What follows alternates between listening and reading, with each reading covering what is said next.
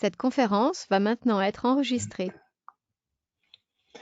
Bien, bah écoutez, on va démarrer. Bonjour à tous. Merci de vous être connectés et inscrits à ce webinaire Mercatel en collaboration de Partelia Consulting et d'Andrea en particulier.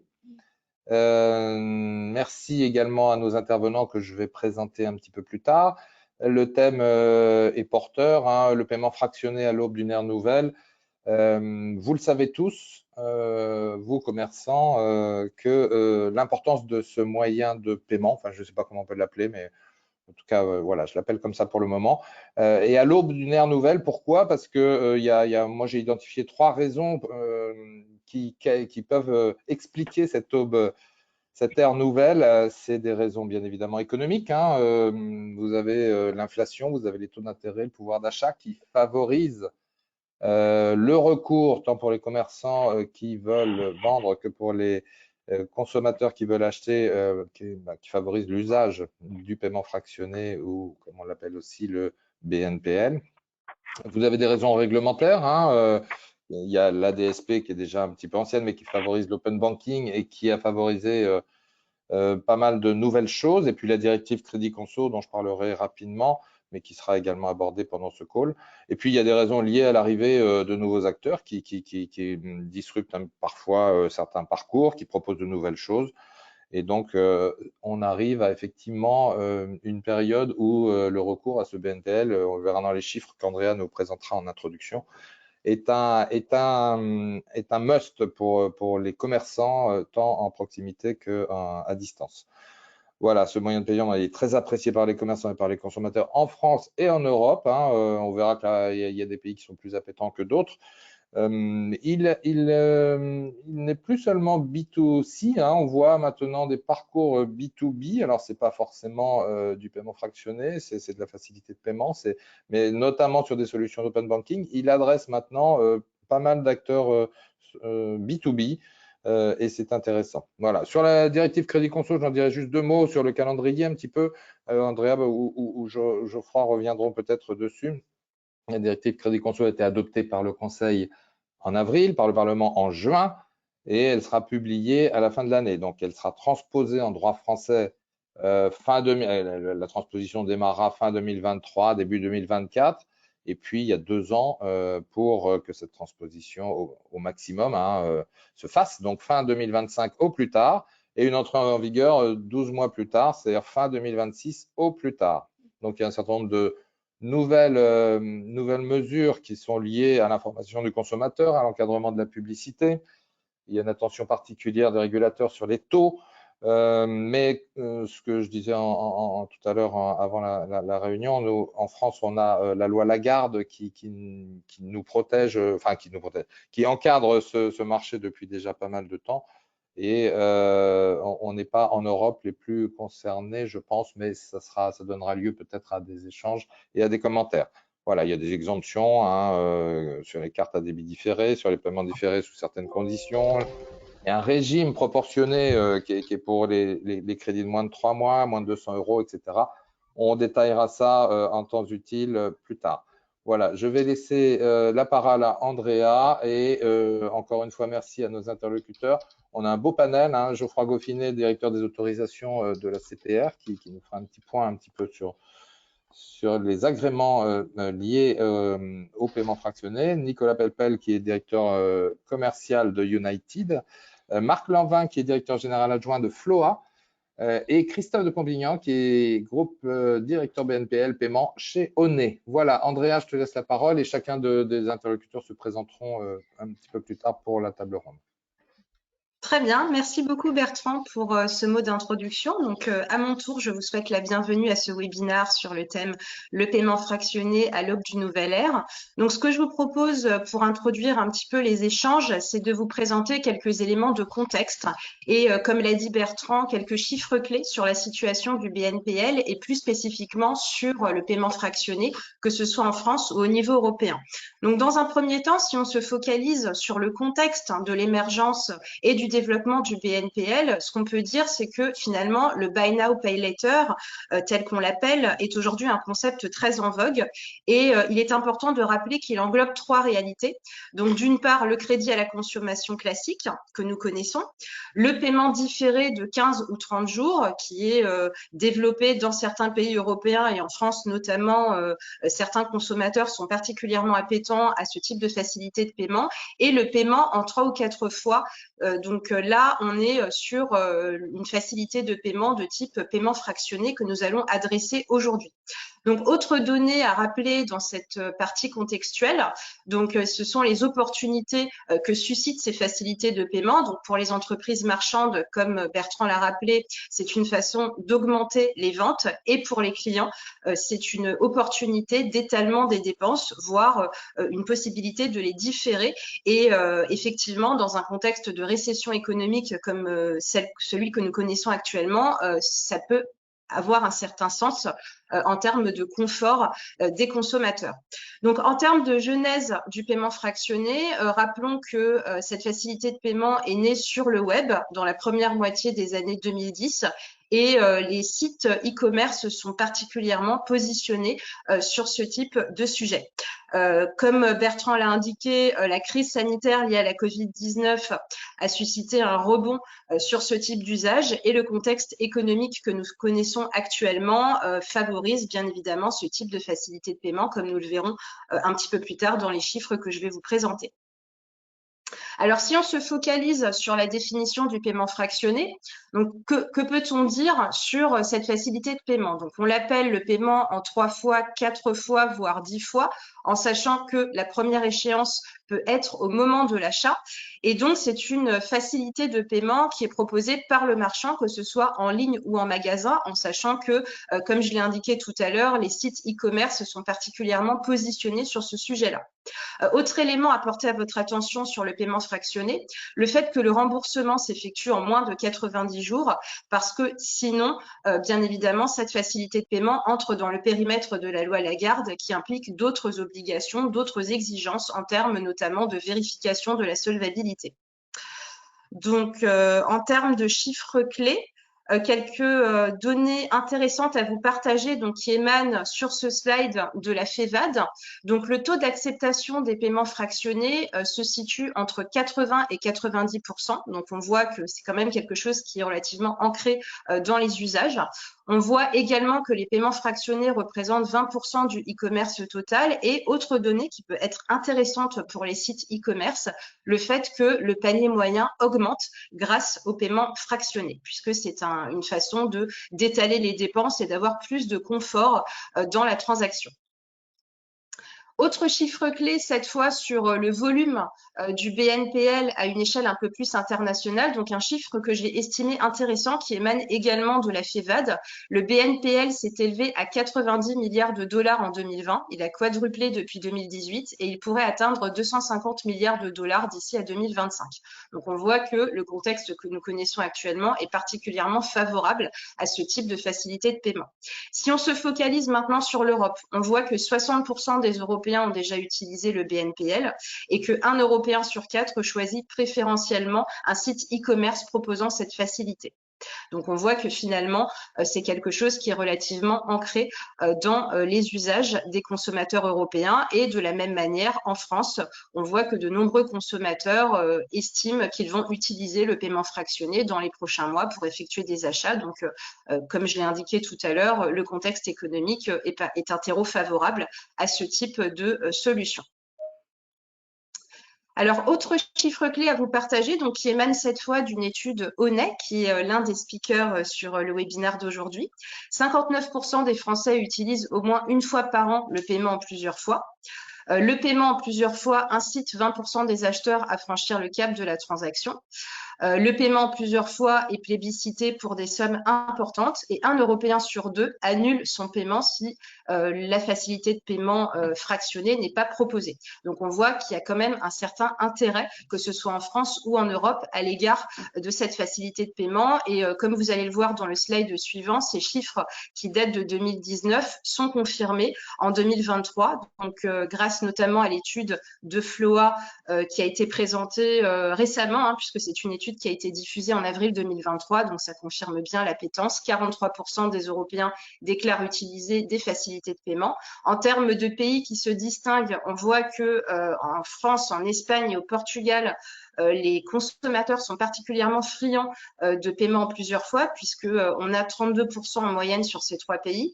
Et une autre donnée qui est intéressante, puisqu'on parle beaucoup de confort d'achat, de possibilité d'étaler les transactions, on voit également que le paiement fractionné peut être aussi une façon de consommer plus responsable, avec notamment 58% des Européens qui envisagent les facilités de paiement comme un moyen donc de consommer avec cet aspect un peu plus éthique. Et les pays qui se distinguent dans ce domaine sont l'Italie et l'Allemagne avec 64%. Donc on voit finalement de nouvelles formes d'usage, d'appréciation, si j'ose dire, de cette facilité de paiement qui émerge en Europe. Donc, autre donnée également à porter à votre attention, le fait que les facilités de paiement et plus spécifiquement le paiement fractionné peuvent constituer un atout aussi dans la maîtrise du budget et la gestion des dépenses, ce qui n'est pas négligeable dans un contexte de crise économique tel que nous vivons aujourd'hui. Et ça, c'est une donnée qui est plutôt connue, le fait que les facilités de paiement sont particulièrement utiles pour faire face aux dépenses imprévues et pour accéder à des dépenses entre guillemets plaisir type l'high-tech ou encore le voyage. Alors, si on en vient maintenant au cadre réglementaire, donc Bertrand vous a cité dans son mot d'introduction l'actualité liée finalement au crédit à la consommation qui va évoluer sous un spectre européen pour intégrer ces nouvelles facilités de paiement. Et moi, de mon côté, j'aimerais rappeler quand même les fondamentaux de la loi Lagarde, qui est quand même un socle important en termes de crédit et qui apporte des clés de lecture assez intéressantes pour mieux apprécier les enjeux du paiement fractionné à l'heure actuelle. Donc, comme je l'ai indiqué sur ce slide, c'est une loi qui n'est pas récente, puisqu'elle date de 2010. Et l'objectif de cette loi, ça a été finalement d'améliorer les dispositifs de lutte contre le surendettement et bien évidemment de renforcer la protection des consommateurs. Alors, sur ce slide, j'ai souhaité porter à votre attention les 4 axes stratégiques de cette législation qui font le lien direct avec les problématiques que nous allons évoquer au niveau du paiement fractionné. Donc, tout d'abord, la protection des consommateurs par rapport aux abus et aux excès. Concrètement, l'idée de la loi Lagarde, c'est de mettre fin aux crédits qui ne se remboursent jamais. Deuxième point important, l'accompagnement des personnes qui connaissent des difficultés d'endettement, avec l'idée de faciliter le rebond de ces personnes, accélérer les dispositifs de traitement des surendettements et aussi améliorer les relations entre les clients endettés et les banques qui tiennent les comptes. Autre élément clé, le développement du microcrédit, qui apparaît comme une niche relativement porteuse sur ce sujet. Et enfin, un sujet que nous allons retrouver aussi dans les rapports des autorités nationales, la nécessité de renforcer la transparence et le choix des consommateurs. Donc ici, sur ce cas précis, on est sur l'assurance emprunteur, mais on verra que le concept de transparence est un fil conducteur également dans le focus des régulateurs sur l'évolution du paiement fractionné. En termes d'évolution et de clés de lecture des législations européennes sur la réglementation relative au crédit. Donc aujourd'hui, on sait que les paiements, les facilités de paiement et le paiement en plusieurs fois sont dans le viseur des autorités européennes pour des raisons évidentes de protection des consommateurs et de garantie par rapport à de potentielles dérives ou risques associés à la consommation. Et donc, de ce fait, la vigilance des régulateurs européens se porte sur des points assez précis que j'ai souhaité vous partager sur ce slide. Donc, tout d'abord, il y a un focus sur les produits dangereux avec l'idée qu'il faut à tout prix les retirer du marché. Et également une idée, comme je l'ai dit précédemment, de transparence et le fait que ce type de facilité de paiement puisse être perçu de façon intelligible par les consommateurs. Et donc, on voit par exemple que les régulateurs européens estiment que les offres de crédit doivent être présentées aux consommateurs de façon compréhensible sur des appareils numériques. L'autre idée, c'est de responsabiliser encore plus les acteurs du marché. Troisième idée qu'on va retrouver aussi dans la partie régulation nationale et qui est une idée qui a également été évoquée un petit peu plus tôt, l'enjeu de la transparence en demandant que les informations liées au crédit soient présentées de façon visible et soient adaptées aux appareils numériques de façon à ce que les clients soient conscients de ce à quoi ils s'engagent. améliorer les règles d'évaluation de la solvabilité des consommateurs, hein, c'est un point clé qui est également pris en compte par les régulateurs nationaux, et également inviter les États membres à encourager l'éducation financière. Donc sur ce point-là, on a pu voir d'ailleurs dans l'actualité récente des initiatives marquantes à l'image de la création de la task force de la Commission européenne sur la pédagogie financière qui a été inaugurée en janvier 2022. Alors, si on se focalise maintenant sur notre régulateur national, et je vais présenter ces points clés de façon assez succincte, puisque comme Bertrand l'a indiqué, nous avons la chance d'avoir Geoffroy Goffinet de la CPR qui figure parmi les speakers ce matin. Donc, j'aimerais rappeler ici un rapport de la CPR qui a été présenté en juillet 2022 et qui fait état de, je cite, la non-conformité de certaines situations liées au paiement fractionné. Donc, comme on peut le voir sur ce slide, il y a différents éléments qui sont pris en compte et notamment la question des frais. Et sur les frais, ça va assez loin puisqu'on présente à la fois les manquements sur les TEG, les taux d'usure, mais aussi sur les pénalités de retard en cas d'impayé. On retrouve également dans ce rapport l'idée de la transparence avec le point clé qui est l'information du consommateur. Et concrètement, ce que propose la CPR dans ce rapport, c'est le besoin d'enrichir l'information précontractuelle et surtout d'agir dans la publicité, puisque ce que le rapport indique, c'est qu'on parle souvent de facilité de paiement et non de crédit. Et de ce fait, c'est peut-être moins explicite pour le consommateur. Donc l'idée, c'est aussi de le responsabiliser par rapport à ce à quoi il est en train de s'engager. L'analyse de la solvabilité, hein, je vous renvoie à ce que j'évoquais un petit peu plus tôt sur le volet européen. Donc, on voit que sur le volet national, on a le même ressenti sur le fait que l'analyse de la solvabilité n'est pas forcément complète pour assurer une protection optimale du consommateur. Et concrètement, ce qu'indique la CPR dans son rapport, c'est que l'analyse de la solvabilité porte essentiellement sur la base des données de carte, alors qu'il faudrait l'étendre à la situation financière du consommateur final.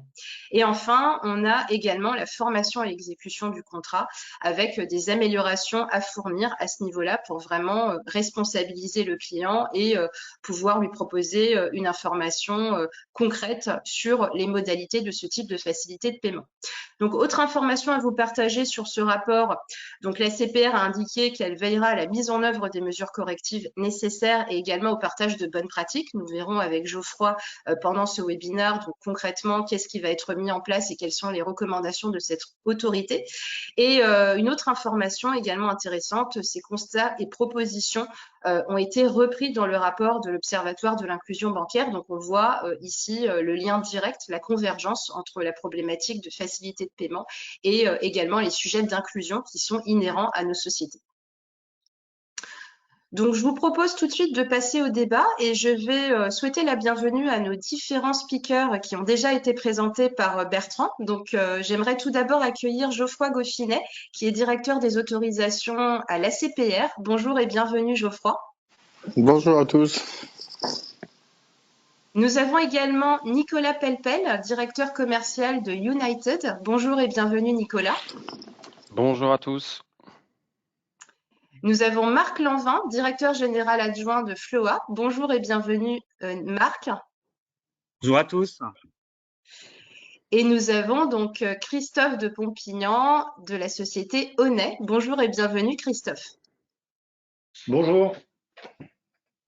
Alors, très bien. Comme vous le remarquerez, il n'y a pas de commerçants dans le panel, hein, de témoignages commerçants, mais on a jugé qu'il y avait, pour laisser s'exprimer nos 4 speakers, c'était mieux de pas nourrir en plus avec une autre intervention. Et puis, il y a assez de commerçants dans l'assistance pour nous, je l'espère, nous faire du retour, des questions, des témoignages sur les points qui vont être abordés. Donc, n'hésitez pas, soit par le chat, soit en levant la main, à prendre la parole, soit à la fin, hein, évidemment, il y aura une séance de questions-réponses, mais vos témoignages, vos questionnements sont importants pour tout le monde. Voilà. Merci Bertrand pour cette précision. Donc, je propose tout de suite d'initier le débat avec une première question à vocation de fondamentaux. Donc, rappeler un petit peu la définition du paiement fractionné, question que j'aimerais adresser à Christophe de Pompignan de la société Honnêt. Donc, on voit aujourd'hui que le Buy Now, Pay Later est un concept à la mode. Il est très en vogue dans l'actualité de notre marché. Et comme je l'ai dit dans mon introduction, le BNPL, c'est plusieurs réalités qui sont très distinctes contraintes. Et donc, ma question est, quelle est la définition du paiement fractionné? Quelles sont les différences entre cette facilité de paiement et d'autres propositions, à l'image, par exemple, du paiement différé et surtout des éléments de genèse? Comment est-ce que le paiement fractionné a émergé dans notre société? Alors, merci de m'interroger sur ce sujet, surtout que Honnet a démarré son activité de paiement fractionné en 2010. Donc, en fait, la genèse, hein, c'est on travaille au sein d'une galaxie de distributeurs mondiaux et quand ils ont démarré une stratégie de e-commerce agressive, ils nous ont dit, Honnet, vous nous proposez des solutions de crédit en magasin, mais on voudrait reproduire la même chose sur le e-commerce, donc essayer de nous trouver une solution qui nous permette de répondre à ça. Donc on a été on a fait plusieurs tests, on a démarré et on a démarré par en fait à reproduire ce qu'on savait faire en magasin de manière digitale. Il y a eu beaucoup d'allers-retours et de tests, et puis on est arrivé à un produit qui aujourd'hui permettait de souscrire une facilité de paiement. Donc, facilité de paiement, c'est un paiement fractionné, c'est-à-dire qui reste sous la durée des 90 jours, mais qui permet d'étaler soit en 3 fois, soit en 4 fois. Donc, c'est bien une facilité de paiement qui a aussi cette caractéristique de pouvoir se souscrire en quelques secondes.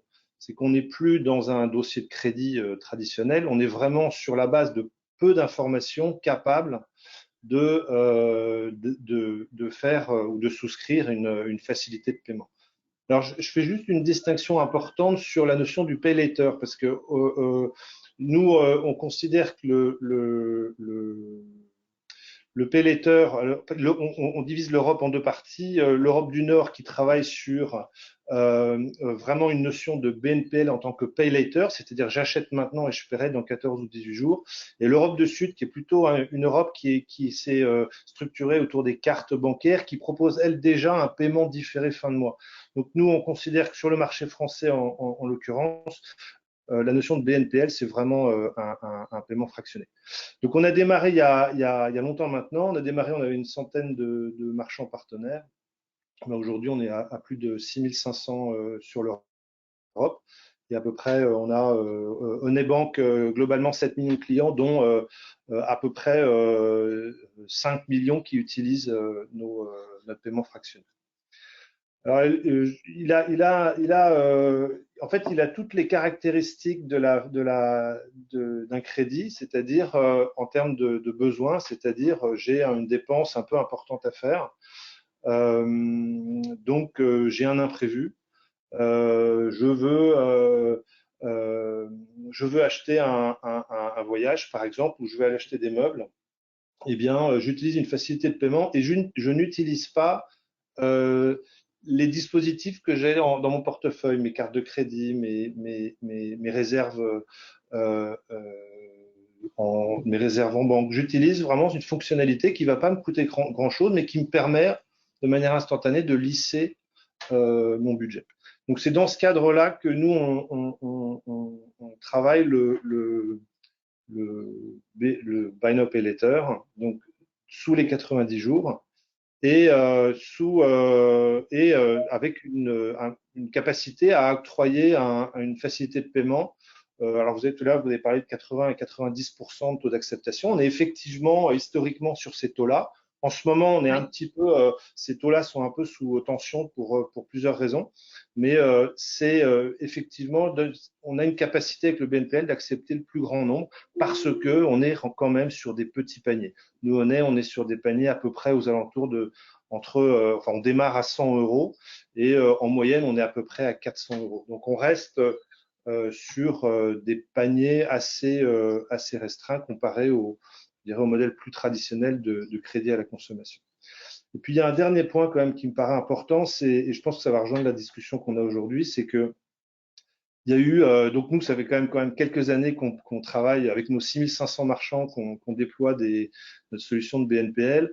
On a vu clairement une accélération sur les 4 dernières années, mais une accélération spectaculaire avec l'entrée de beaucoup d'acteurs qui sont plutôt des acteurs tech, fintech, qui ont développé au bénéfice de ce marché, au bénéfice du client final et des marchands, ont développé des solutions d'une facilité d'utilisation avec une UX digitale, avec des modèles d'intégration technique chez les marchands qui ont été extrêmement simples.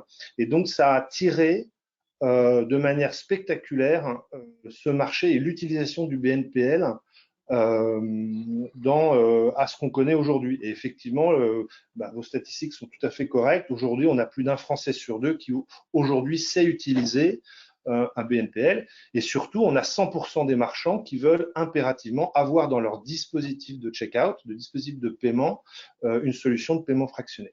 Donc, l'émergence des fintech qui sont arrivés avec un axe très tech, très UX digital, très intégration facile, très modèle de paiement facile, ont effectivement boosté l'usage. Et tous ces acteurs aujourd'hui ont fait émerger un marché qui est aujourd'hui, on se retrouve dans une situation où le régulateur dit c'est toutes ces entreprises qui sont arrivées, c'est très bien, mais il faut quand même que tout le monde puisse travailler avec les mêmes règles. Et c'est l'objet aujourd'hui et c'est une grande, cette prise de conscience est importante. Et pour les acteurs traditionnels comme nous qui travaillent, qui sont régulés par la CPR, par la Banque Centrale Européenne, Honnet est une filiale du groupe BPCE, Banque Systémique Européenne, et donc qui est extrêmement régulée, eh bien, nos pratiques de déploiement du BNPL sont soumis à un modèle très régulé que nous appliquons, et on pourra parler de la perspective un peu plus tard. Mais ce modèle, cette régulation et ces contraintes, ou c'est plutôt ces obligations vis-à-vis des marchands, vis-à-vis des clients, sont importantes. Et ce qui est important pour nous, c'est que le marché, dans son intégralité, travaille avec les mêmes règles. Très bien. Merci beaucoup, Christophe, pour cet éclairage.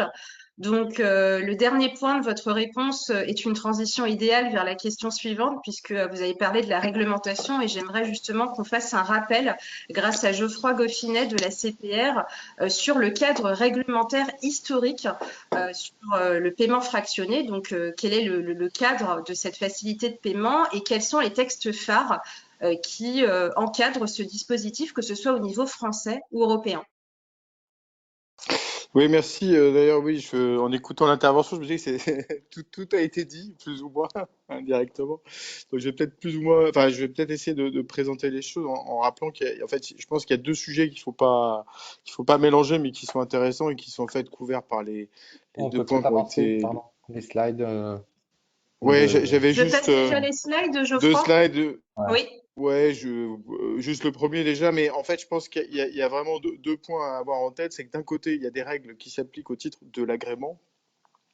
Qu'est-ce qu'il faut être pour faire ce genre de facilité de paiement? Et deuxièmement, les règles qui s'appliquent au titre de la protection de la clientèle. Et c'est vrai que du coup, on a essayé de faire ce rappel en expliquant les deux, mais je pense qu'il faut bien comprendre qu'il y a deux types de discussions réglementaires un petit peu différentes. Donc sur la première partie qui est l'agrément, comme rappelé, en fait, quel que soit le terme qu'on emploie pour citer cette facilité de paiement, c'est un crédit pour nous, hein. Il n'y a pas de sujet, donc il faut avoir un statut qui s'applique, qui permettent de faire du crédit. Alors, et c'est là où je dis il faut séparer la nature du crédit à la conso, et quel type d'informations qu'on peut amener à présenter, mais c'est bien une facilité de crédit au final. Alors, après, qu'est-ce qu'il faut d'abord, si on prend le premier sujet qui est quel statut on doit avoir du coup pour faire du crédit. Alors, c'est vrai qu'historiquement, les acteurs, j'allais dire historiques du domaine, c'était l'établissement de crédit. D'ailleurs, en France, avant la directive service de paiement, la fourniture des moyens de paiement d'une manière générale et le crédit, c'était un seul statut pour le faire, établissement de crédit. C'est pas forcément le cas, je le signale, dans toute l'Europe. Il faut savoir qu'au niveau européen, les réglementations sur le crédit sont un peu différentes d'un pays à l'autre. Et il peut s'avérer que dans certains pays, on autorise certains types de crédits sans statut particulier, donc réglementé. Donc dès qu'on sort des frontières, la notion de crédit peut être plus ou moins large. Enfin, en tout cas, il peut y avoir des exceptions au monopole bancaire pour fournir du crédit. Et donc c'est vrai que c'est un sujet pas toujours évident quand on le regarde au niveau européen, avec des acteurs qui aujourd'hui se déploient quand même partout en Europe. Il y a encore des spécificités nationales qui font que certains pays autorisent la fourniture de crédit. Alors rarement quand même au grand public, hein, mais ça n'empêche que il y a des dérogations possibles. En tout cas en France, le sujet est assez simple. Ça a toujours été clair que avant la DSP2, en tout cas la DSP1 même, c'était l'établissement de crédit. Après, les sociétés de financement, c'est finalement un domaine assez proche d'établissement de crédit. Simplement, ils acceptent pas de fonds remboursables du public. Donc, c'est pour ça qu'on a ce statut spécifique, qui a été d'ailleurs mis en place parce que, par la nouvelle définition de l'établissement de crédit, il fallait faire les deux. Donc là, on a la société de financement. Alors, la société de financement permet de faire du crédit, ça c'est clair. La seule différence avec l'établissement de crédit, c'est qu'il n'y a pas de notion de passeport européen. Donc ça, c'est un point important. Donc, quand vous êtes société de financement, vous ne pouvez pas passeporter dans d'autres pays européens cette activité, alors que bien sûr, en tant qu'établissement de crédit, vous pouvez accompagner vos clients dans toute l'Europe. Et le dernier statut qui permet de le faire, en tout cas en direct, hein, quand on est agréé directement, c'est l'établissement de paiement, donc, qui a été introduit par la première directive service de paiement. Et en effet, là, c'est là où on a vu arriver plus d'acteurs récemment sur ce domaine-là, puisqu'il est bien prévu, la directive prévoit bien qu'en tant qu'établissement de paiement, on puisse faire du crédit, sauf que c'est très encadré, puisque c'est pas comme un établissement de crédit qui peut faire du crédit, j'allais dire toute forme de crédit. Là, les crédits qui peut être fait par l'établissement de paiement doit être lié à l'exécution d'une opération de paiement. Donc c'est soit le service 4, donc quand on fait du paiement par carte en plusieurs fois ou du virement à découvert, soit lié à la fourniture du service d'acquisition, le service 5, qui permet par exemple à des acteurs qui font de l'acquisition auprès de commerçants, finalement de leur autoriser ou de leur avancer les paiements qui seront faits par le client en plusieurs fois, mais qui du coup vont arriver chez le commerçant en une fois dès le démarrage. Et donc là, il y a bien un crédit, une fourniture de crédit qui est lié au service d'acquisition. Alors, le problème, alors c'est pas un problème, hein, mais j'allais dire la difficulté qu'on a identifiée récemment, c'est qu'en effet, beaucoup de nouveaux acteurs entraient sur le marché avec un mode un peu disruptif sur la façon de considérer la fourniture de leurs services. Et donc, on a été obligé soit d'intervenir, et c'est aussi alors un peu un lien avec le rapport de la CPR sur le sujet, pour ramener les gens dans le domaine réglementaire quand ils faisaient des choses alors qu'ils auraient dû avoir un statut et qu'ils le faisaient sans statut. Soit on voit bien que ça s'est beaucoup développé avec les nouvelles technologies sur la façon dont c'est fait. Donc, je vais rentrer plus dans le détail. Donc,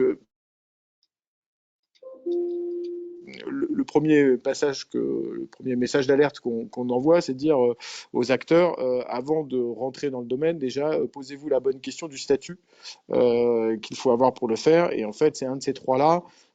Il y a une autre capacité, c'est de le faire en tant qu'agent d'un acteur agréé, mais l'acteur agréé, il doit être établissement de paiement à minimum. Donc voilà, donc ça c'est le premier point. Alors, on peut peut-être passer sur le second slide qui est en effet qui rappelle juste le fait qu'aujourd'hui on a différentes façons de fournir ce service, et donc il y a un certain nombre de questions qu'il faut se poser avant de définir dans quel statut on va offrir ce service et sous quelle forme. Puisqu'en fait, d'abord, on doit savoir à qui on offre la facilité de crédit. Et c'est là où, quand je disais, les nouvelles technologies ont permis un peu de brouiller la chose. C'est-à-dire qu'en fonction de la façon dont l'offre est proposée, soit celui qui offre le crédit, finalement, fait un crédit au commerçant, c'est-à-dire qu'en fait, il fait une avance de fonds au commerçant et il se charge après d'aller récupérer les fonds. Sauf qu'en fait, on voit bien que quand c'est comme ça, c'est pas uniquement le risque de crédit du commerçant qui compte. C'est certes le risque de crédit du commerçant, mais derrière, il y a aussi le payeur. Donc, ça crée un questionnement autour de à qui est fait le crédit. Et c'est vrai que la façon dont aujourd'hui la technologie offre des capacités de récupérer de l'info et de le faire, on voit bien que la frontière est pas toujours évidente. Donc, c'est ça qu'on demande en premier de clarifier, c'est à qui est fait le crédit. Est-ce que c'est fait aux commerçants? Est-ce que c'est fait aux payeurs directement? Et en fonction de ça, ça ne sera pas forcément le même statut requis, puisque si c'est fait aux commerçants et que c'est dans le cadre d'un service d'acquisition, là on retrouve ce que je disais précédemment, on peut le faire sous un angle de statut établissement de paiement. Si c'est fait vis-à-vis du payeur, sans qu'il y ait de relation de fourniture de services aux payeurs au moment du déclenchement du PNPL, à ce moment-là, on est plus sur un statut de société de financement. Voilà, donc il faut regarder. C'est des questions qu'il faut se poser. Alors, c'est peut-être pas le commerçant qui va se le poser, mais en tout cas, il faut que le commerçant s'assure auprès de son fournisseur qu'il s'est posé les bonnes questions et qu'il vérifie qu'en effet, quand il souhaite, opter pour une solution, que vérifier quand même que l'acteur qui propose la solution a bien confirmé son statut vis-à-vis des autorités. Après, on a le sujet du coût du service. Et ça, je pense que c'est un sujet qu'on reverra un peu plus tard dans la table ronde, mais qui est lié justement à ce qui a été l'étude de la CPR sur le fait que certains disaient mon service est gratuit, donc j'ai pas besoin de statut parce que je fais pas de crédit à titre onéreux. Or, en fait, les coûts étaient cachés ailleurs, donc il y a quand même pas mal de sujets. Et donc ce point-là est fait l'objet d'attention, notamment pour respecter toute la réglementation sur le taux de l'usure et aussi quand on aborde ces discussions autour de quel type d'informations on doit donner aux clients, les frais négligeables, comment on calcule les frais négligeables, c'est là-dessus que pas mal de rappels ont été faits par la CPR au titre, encore une fois, de ces missions de la protection de la clientèle. Et puis, en effet, il y a après tout le sujet mais ça c'est assez classique, de la durée du montant, des flux de paiement pour vérifier comment toute l'offre est faite. Et donc tout ça fait que c'est très compliqué d'intervenir et de dire c'est comme ça que ça se fait. En fait, où ça doit être fait avec tel statut, c'est du cas par cas pour beaucoup. Et on a beaucoup de discussions en amont avec les acteurs justement quand ils viennent nous voir sur la qualification du service qu'ils rendent, justement en regardant tous ces points de détail.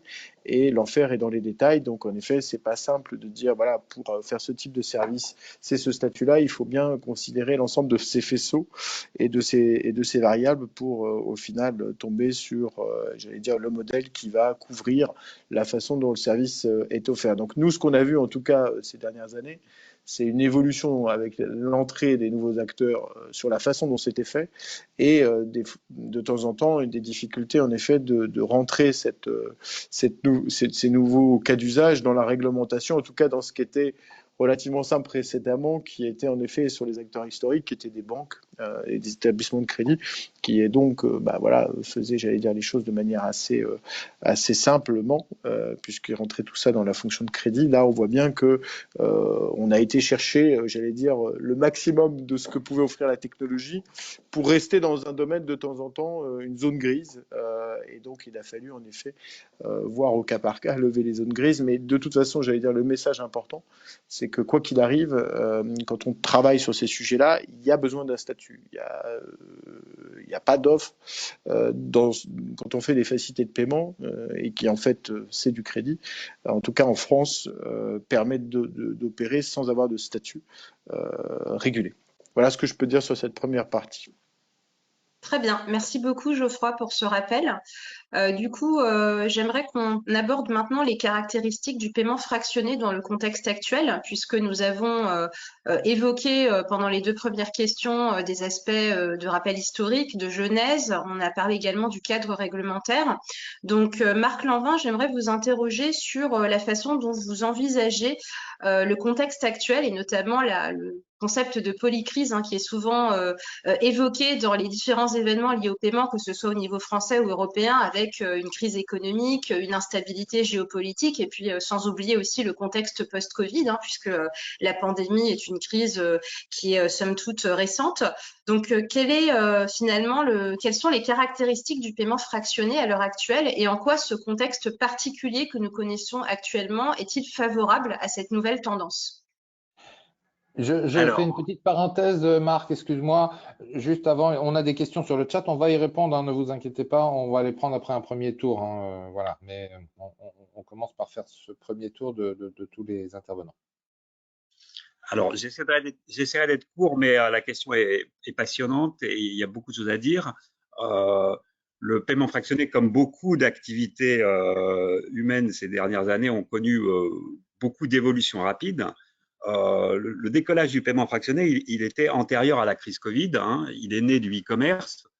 Certes, il n'y a pas de commerçants et d'e-commerçants dans l'intervention, mais nous, comme on a un ADN de commerçant puisqu'on a été créé par des commerçants. Et donc, le succès initial du paiement fractionné, c'est le e-commerce et la simplicité offerte aux partenaires, aux commerçants et aux clients d'avoir une réponse immédiate, assez simple, grâce à la technologie et grâce aussi aux capacités de calcul. J'ai entendu en début d'intervention quelque chose qui laissait entendre que le paiement fractionné, c'était de couper en 4 un paiement CB. Non. En tout cas, pour ce qui nous concerne et ce qui concerne la majorité des établissements sérieux, on a toujours fait une analyse de solvabilité à la volée parce que la technologie nous le permet, une analyse de fraude à la volée, et on ne se contente pas même si on arrive à avoir des gros taux d'acceptation, on ne se contente pas de diviser par 4 ou par 3 un achat. Donc, succès du e-commerce. Et avant Covid, le succès du e-commerce a fait que nous, comme d'autres, on a commencé à intéresser des acteurs hybrides qui étaient à la fois en e-commerce et en point de vente. Je citerai naturellement des gens comme SFR, par exemple, qui ont à la fois une offre avec Red et qui ont à la fois une offre en boutique.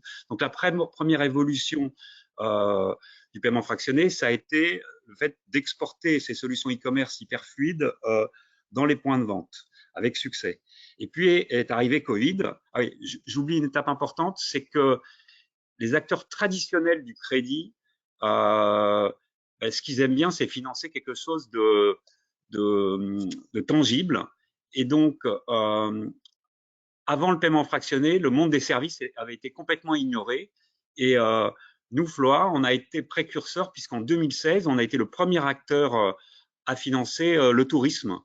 Avant, le secteur du tourisme avait des process qui étaient compliqués. Il fallait commander son séjour et payer 20% à la commande. Et il fallait, un mois avant le départ, régulariser en payant 80%. C'était très lourd pour les agents de voyage. C'était très pénible pour les clients et il n'y avait pas d'offre. Grâce au succès du Buy Now, Pay Later, qu'on n'appelait pas Buy Now, Pay Later à cette époque-là, les entreprises du voyage, les premiers, ça a été Mr. Fly, qui sont, comme on le sait, les précurseurs, sont venus nous voir en disant, nous, on veut faire profiter à nos clients d'opportunités, mais bien avant le séjour, on veut que les Français, les Européens puissent voyager à moindre coût, et donc, il faut nous trouver une offre. Et c'est à ce moment-là qu'on a été, nous, Floa, les premiers, mais d'autres nous ont suivis, à financer des services. Je le dis parce que l'entrée dans la crise Covid a chamboulé tout cet écosystème dont on vient de parler, puisque les points de vente étaient quand même beaucoup moins fréquentés et fréquentés de façon beaucoup plus fugace. Et donc, pendant cette période Covid, la partie point of sales du paiement fractionné a subi une forte dépréciation, alors qu'au même moment, le e-commerce est devenu un indispensable pour chacun d'entre nous. Nous, on avait la chance et on a toujours la chance d'être un partenaire de nos cousins Cdiscount, qui a été un des gros fournisseurs de biens et services, de biens surtout pendant cette période-là.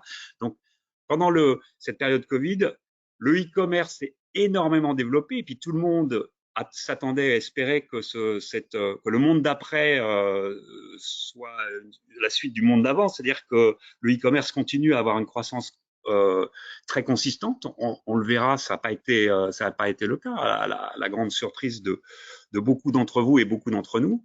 Et puis pendant cette période-là, vous ne l'avez pas oublié, en tout cas moi je l'ai pas oublié. Il a fallu, enfin tout le secteur du tourisme, du séjour, qui est si important en France, a subi voilà un arrêt total.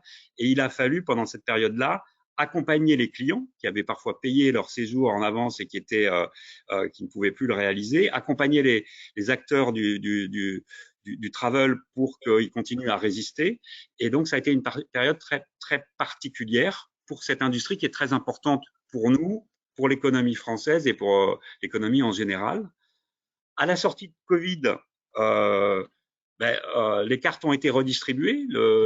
Le paiement fractionné en magasin a continué à retrouver des couleurs. Le e-commerce n'a pas connu la montée au ciel qu'on s'attendait tous. Et puis, il a fallu accompagner le secteur du travel et du tourisme au redécollage, si je peux me permettre. Redécollage qui s'est bien passé puisqu'il y avait une envie de voyager en France ou ailleurs et on a connu, pour ce qui nous concerne, une très forte croissance. D'ailleurs, les derniers chiffres de la FEVAD le démontrent, hein, c'est plutôt les services et les voyages qui connaissent une belle période en ce moment.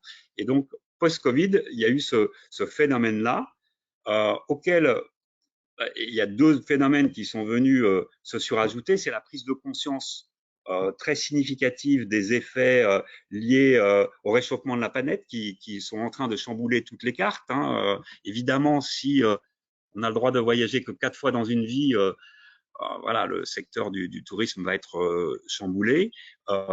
Et bien évidemment, la crise ukrainienne qui a déclenché une inflation forte. Le budget énergie qui a commencé à peser beaucoup plus lourdement sur le budget des ménages.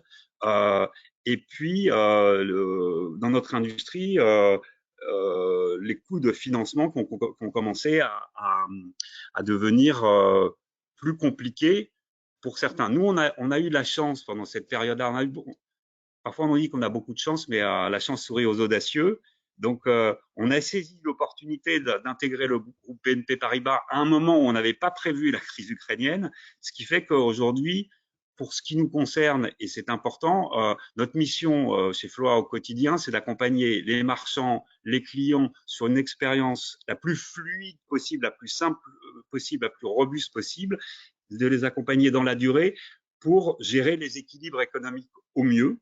Donc, on a la chance d'avoir des ressources financières, je vais pas dire illimitées, mais très significatives, qui nous permettent d'assurer le service pour nos clients et nos marchands en ce moment et pour les années qui viennent. On a l'opportunité de pas être obligé d'aller lever des fonds et de se valoriser en ayant une croissance quoi qu'il en coûte. Donc, je rejoins nos collègues de Donnet. On est là pour accompagner le commerce, le e-commerce et les clients durablement. Donc, on a tendance à anticiper ce sujet d'inflation et ce sujet de coût de financement pour avoir une croissance raisonnable et raisonnée et pas embarquer les ménages dans des situations complexes. Donc, on a tendance un petit peu, comme il faut le faire quotidiennement, à resserrer un petit peu la vis parce qu'on sait que les revenus des ménages en ce moment sont un petit peu plus restreints.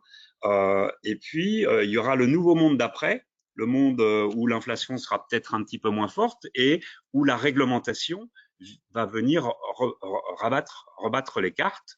Nous, on est extrêmement on est leader du paiement fractionné, donc on tient à ce que cette activité soit pérennisée, soit sécurisée, et comme dans tous les cas où il y a une nouvelle industrie qui se crée, et que enfin, la réglementation doit accompagner cette évolution. Donc, on est friand qu'il y ait des nouvelles règles du jeu qui préservent le consommateur, nos partenaires dans l'avenir, qui donnent aussi au passage des règles du jeu communes ou les plus communes possibles au sein de l'Europe. On se rend compte, on s'est déployé en Italie, au Portugal, en Belgique, et on se rend compte de la difficulté malgré tout de s'adapter à toutes les petites différences réglementaires qui existent dans chaque pays, et une réglementation qui soit plus protectrice des clients, plus protectrice de l'écosystème et plus protectrice. J'ai oublié ce que je voulais dire, c'est pas grave. On l'attend de pied ferme. Ce processus demande beaucoup de travail, il est infiniment lent. On parle de 2026, donc il va falloir tous qu'on se prépare à 2026. On y est déjà, nous et d'autres, hein, prêts, parce qu'on fait chez FLOA du réglementé et du non réglementé.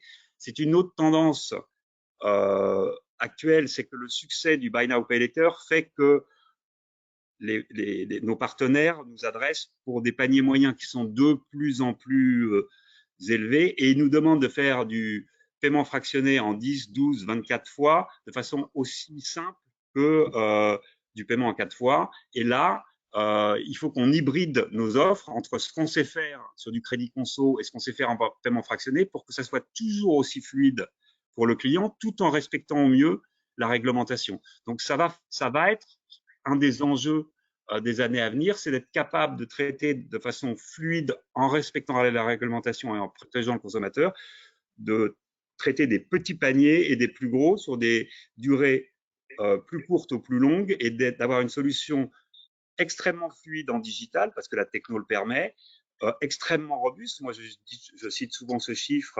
Au moment du Black Friday, on fait 60 000 paiements fractionnés en 1 heure. Donc, il faut être capable de tenir parce que si on tient pas, ben, on a une partie de l'écosystème qui tombe avec nous. Je vous rassure, ça n'arrive jamais. Et il va falloir, voilà, retravailler la fluidité parce que c'est très attendu par vous, les commerçants et commerçants. Il va falloir qu'on continue à rester fluide tout en s'adaptant au mieux à la réglementation. Merci beaucoup, Marc, pour ce propos. Alors oui, effectivement, c'est très bien d'avoir abordé la prospective, mais je précise qu'on aura l'occasion en fin de débat de se projeter, si j'ose dire, dans l'avenir et d'analyser les différents enjeux pour les prochaines années. Mais en tout cas, merci pour cette réponse très complète. Et du coup, j'aimerais qu'on parle maintenant du commerce, hein, parce qu'on a beaucoup parlé de la proximité, de la convergence entre e-commerce et facilité de paiement. Et du coup, j'aimerais donner la parole à Bertrand Pinault pour avoir un petit peu son regard pragmatique sur les opportunités et les enjeux du paiement fractionné dans le domaine du commerce, donc que ce soit en ligne ou en magasin.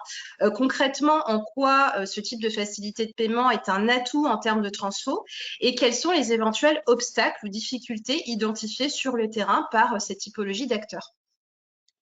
Oui, merci Andrea.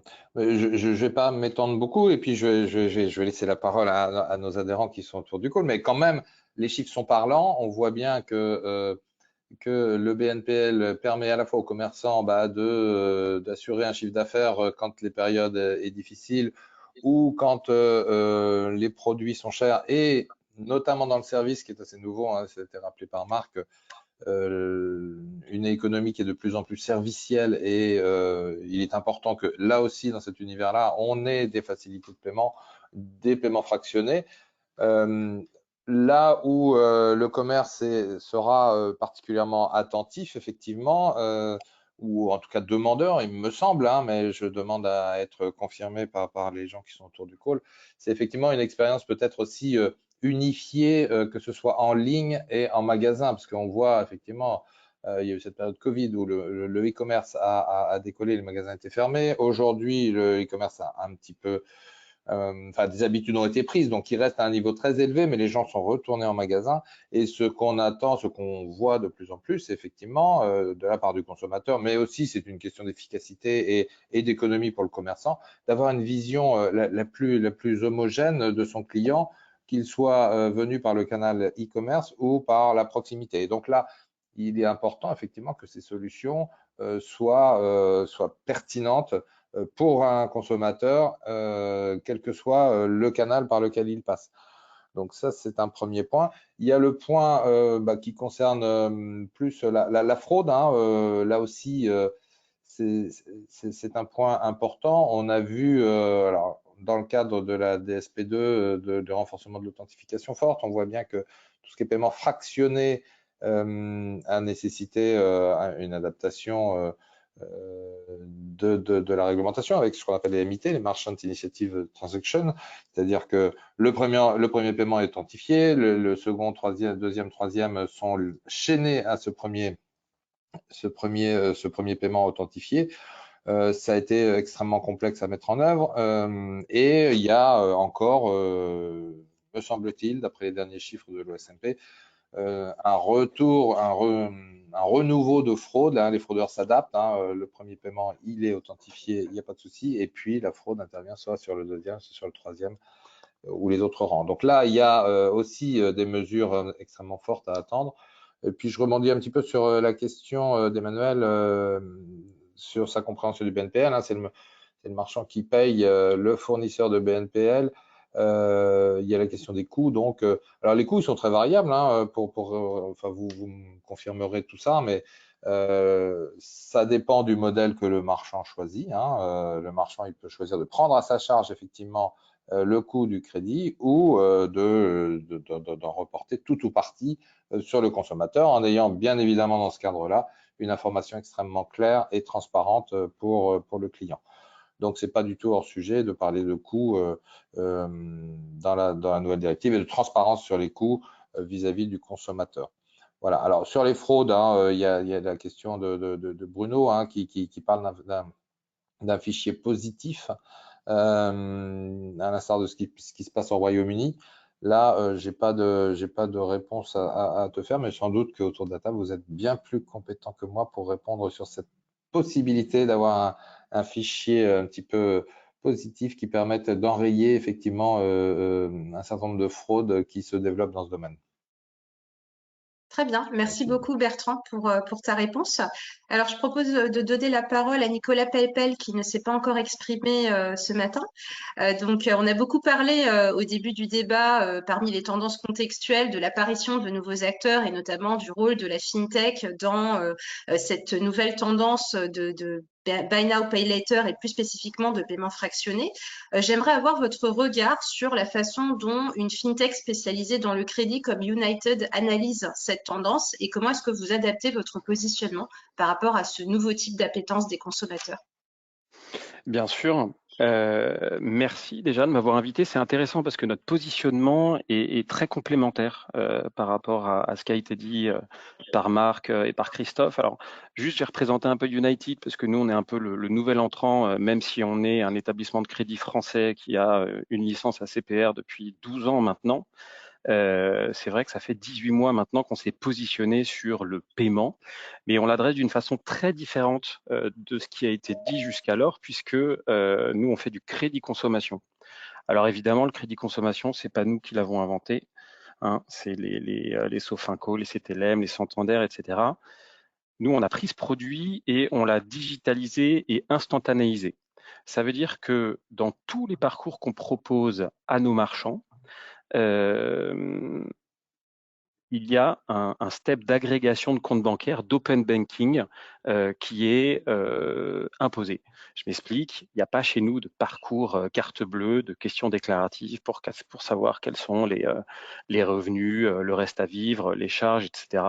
Notre positionnement, il est du crédit consommation sur des biens de consommation qui coûtent de 300 € à 50 000 € et qui peuvent être remboursés de 10 mensualités à 84 mensualités. Donc ça fait que le scope est très très large. On va s'adresser à des marchands retailers de vélos, de smartphones, mais aussi à des vendeurs de véhicules d'occasion. Mais que l'on finance une bicyclette qui coûte 320 € ou une voiture d'occasion qui coûte 45 000 €, le parcours chez nous est systématiquement le même et commence par une agrégation de comptes bancaires. Étant établissement de crédit, on a la possibilité de demander à un autre établissement bancaire de nous autoriser à aller consulter les comptes d'une personne. Et c'est en interrogeant un historique bancaire 3 mois, 6 mois, parfois 9 mois, qu'on a la possibilité de façon instantanée, pour un smartphone qui coûte 300 €, une voiture qui coûte 40 000 €, de dire oui ou non, on peut vous financer. Mais en fait, pour rebondir sur les sujets de fraude et de surendettement, nous, en fait, on a fait le pari que agréger un compte bancaire et pouvoir regarder un comportement de dépenses, une récurrence de revenus, des mots-clés nous permet d'avoir le financement le plus juste. En fait, je m'explique. On aime bien dire qu'on a un financement assez juste parce que on est en capacité de financer des gens qui ne seraient pas finançables dans des parcours plus traditionnels, les établissements que j'ai cités, pour lesquels on a le plus grand respect, mais qui parfois vont demander un CDI depuis tant de temps.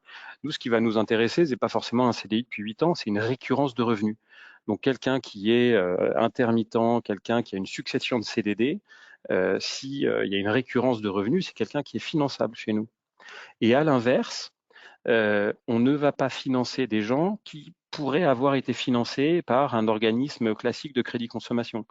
Parce que quand un analyste regarde une fiche de paie, un avis d'imposition, ça lui apprend rien sur la vie de la personne et ses vraies habitudes de consommation dans les 4-5 mois passés. Nous, en agrégeant le compte, on va peut-être se dire qu'à un moment T, effectivement, le dossier passe, mais on a vu quelque chose qui fait que si jamais on appuie sur le bouton, on va mettre une personne dans une situation inconfortable de surendettement. Donc en fait, on parle beaucoup de financement inclusif et de financement, enfin, et de financer mieux, parce qu'on n'a pas trouvé pour l'instant de meilleurs outils d'analyse que d'agréger un compte bancaire pour pouvoir tout de suite dire oui ou non. Alors on va dire oui ou non à la personne qui est dans notre parcours. Et puis évidemment, on va dire oui ou non au marchand qu'on va payer et ensuite on va recouvrer les mensualités à partir de 30 jours. Ce que je voudrais ajouter aussi, parce que Christophe, Marc, vous parliez aussi des taux d'acceptation. Donc, bon, vous l'avez compris, nous, on n'est pas sur le BNPL, on est très complémentaire au BNPL. Le BNPL, c'est vraiment une facilité de paiement. Nous, on est positionné sur le crédit consommation à partir de 10 mensualités, 300 euros. Mais notre panier moyen, il est aux alentours de 3 000 euros. Et les maturités, le nombre de mensualités remboursées chez nous, je crois que c'est 32 mois. Donc là-dedans, il y a un mix de marchands et de business qui est assez variable, mais c'est vraiment en ça qu'on voit une complémentarité avec le BNPL. Alors nous, on a pris un choix fort parce que on pourrait faire du BNPL sur du 3-4 fois et avoir des taux d'acceptation de 90%. Les taux d'acceptation chez nous ne sont pas de 90%. Quand on finance une voiture qui coûte 30 000 euros, on a des taux d'acceptation qui sont ceux du marché. On travaille avec Auto Hero, qui est un gros retailer de la place, qui a publié un article dans le journal de l'auto qui dit que nos taux d'acceptation sont les mêmes que Santander et Sofinco. Mais on ne va pas chercher à optimiser nos taux d'acceptation au détriment d'une analyse fine du compte bancaire. C'est vraiment ça le positionnement d'United. Donc on est un nouvel acteur, on est un établissement de crédit, oui, on est une fintech aussi, c'est vrai. Chez nous, il y a beaucoup de gens qui sont payés à muscler un peu notre intelligence artificielle pour qu'on puisse scorer mieux, encore plus vite. Mais notre positionnement, il est un peu unique parce que, voilà, sur des montants de 300 euros à 50 000 euros, on procède par agrégation de comptes bancaires, ce qui nous permet, en fait, en 5 minutes, quel que soit le montant, de dire oui ou non. Voiture, bicyclette, smartphone, etc., etc. Donc, nous, évidemment, on a bénéficié aussi de l'essor du BNPL. Christophe, ou Marc, c'est toi qui en parlais en disant que ouais, les nouveaux acteurs qui sont arrivés sur le marché il y a 3 ans, 4 ans, qui font bien leur travail, les Alma & Co ont aussi participé à ce trend de marché qui est d'essayer de payer en plusieurs fois. Ce que nous, on observe, c'est que même si le BNPL sur des petits montants, des petites maturités est un signal de marché toujours en constante augmentation, on voit aussi qu'il y a une demande croissante des consommateurs européens pour payer en plusieurs fois des montants plus importants, à partir de 1 000 euros.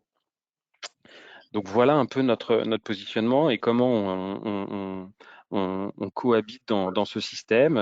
L'open banking, et je vais terminer par là parce que je vais redonner la parole, mais on est conscient que c'est très neuf, c'est très récent. Ça a été autorisé par la DSP2 en 2018. Nous, on a mis les doigts dans la prise dès le début parce qu'on s'est dit que c'était notre ADN et notre valeur ajoutée sur le marché. Maintenant, il y a de l'éducation à faire aussi, mais depuis 18 mois, on voit un taux d'adaptation et d'acceptation qui est croissant. Bouygues Télécom est notre partenaire sur les 500 points de vente Bouygues sur la France, avec un parcours full open banking. Je ne peux pas vous dire aujourd'hui qu'il n'y a pas des gens qui posent des questions pour savoir pourquoi United, pourquoi une agrégation et pourquoi est-ce qu'on leur demande de se loguer sur leur banque en ligne dans notre parcours.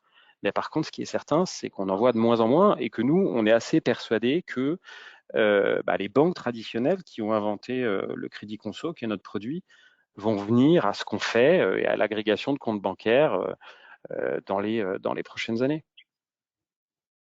Oui, c'est très intéressant ça, Nicolas, cette nouvelle approche open banking. Et bon, tu en as parlé un petit peu, mais c'est effectivement, la question que je voulais poser, c'est sur le comportement des consommateurs. Est-ce que dans ce parcours, il y a une bonne compréhension de cet usage et peut-être des freins ou des réticences à donner cet accès? Tu sais, en fait, maintenant, l'open banking, c'est un peu comme un 3D Secure. C'est-à-dire que quand tu rentres dans notre parcours sur une page de checkout avec un de nos partenaires à n'importe quelle heure du jour ou de la nuit, tu peux le faire quand tu veux. Il y aura personne, sauf peut-être un chatbot qui sera là pour t'expliquer qui on est, ce qu'on fait, etc. Mais on est aussi très présent en POS. Et donc, on passe du temps à former des équipes dans des concessions, dans des magasins, pour leur mettre en main des éléments de langage, pour expliquer qui est United, pourquoi on a une licence ACPR et pourquoi on a la possibilité de demander à agréger le compte bancaire. Je ne peux pas te dire qu'il n'y a pas de friction en 2023, qu'il n'y a pas des gens qui disent mais non, écoutez, je ne sais pas ce que c'est.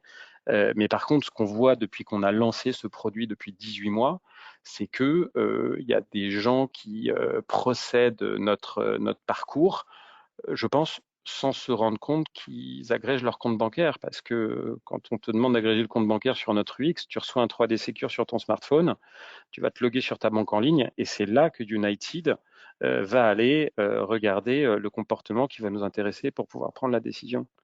Mais c'est quelque chose auquel on attache beaucoup d'importance, expliquer, faire comprendre, rassurer que l'open banking, pour des montants importants, c'est beaucoup plus sécurisé que d'envoyer des fiches de paie ou des avis d'imposition sur des adresses Gmail ou alors les laisser, tu vois, chez des marchands ou dans des concessions. Ok, non, c'est très bien, mais je pense que les autres, vous avez aussi mis en place ou en tout cas réfléchi à des solutions basées sur ces nouvelles modalités de connaissance du client. Je sais pas, Christophe ou Il y a Marc. une question sur le taux d'abandon, parce que la question du parcours client, je pense qu'on vient d'y répondre. Enfin, j'espère en tout cas. Moi, je pense avoir entendu la réponse, mais après, ce qu'il faut détailler ou pas. Mais le taux d'abandon dans le parcours client open banking, vous savez le qualifier ou pas? Ouais, le taux d'abandon, je pense il est quelque part entre 5 et 10% de personnes qui effectivement vont abandonner s'ils se trouvent. Alors en général, c'est très lié à la présence de United Pay sur un parcours de checkout sur un site internet, sans aucune assistance. Quand on est quand on est en ce qu'on appelle télésales, des conseillers commerciaux qui vont pousser notre lien, ou alors dans une boutique, il est en dessous de 5%, mais celui qu'on constate, c'est entre 5 et 10%. Très bien. D'ailleurs, il y a une question sur le parcours client très fluide en ligne. Ok, mais en point de vente, comment ça se passe concrètement? Alors nous, c'est le même parcours. Le parcours, il change pas, que ce soit une piscine qui coûte quelques dizaines de milliers d'euros ou un smartphone qui coûte 350 euros, et que ce soit sur une page de checkout ou que ce soit sur un point de vente physique, c'est le même parcours. C'est les mêmes steps, c'est la même durée, c'est pareil. Il y a vraiment rien qui change. On a voulu créer quelque chose de très intuitif, de très clair. C'est exactement le même parcours. Il y a 3 D'accord. steps en fait. Il y a quand même le commerçant qui est en face, enfin, le vendeur qui accompagne son client en magasin, alors Hum, que hum. tout est en. Mais ça se fait sur le device du magasin, Alors en point de vente, en fait, le marchand se log sur un back-office. Il prend à minima un nom, un prénom, une adresse mail et un numéro de téléphone. et il envoie un lien de financement qui est reçu par SMS et par mail au client, qui peut soit décider de rentrer chez lui parce qu'il a besoin de parler avec quelqu'un de l'achat qui s'apprête à faire, soit rester sur le lieu de vente et puis de son smartphone parcourir notre outil de décision. D'accord, c'est très clair. Pas d'autres questions, Bertrand? Ben, il y en a sur le chat. Il y a une question d'Ilam qui nous demande les établissements financiers dans tout ça, leur place dans cet écosystème. Et si je continue, peut-être une autre question, pouvez-vous préciser quelles sont les pratiques qui doivent être alignées entre les organisations régulées et celles qui sont non régulées ou partiellement régulées? Ça, c'est peut-être pour Geoffroy. Oui. Il y en avait une excellente qui concernait le fichier positif. Mais enfin, Ouais.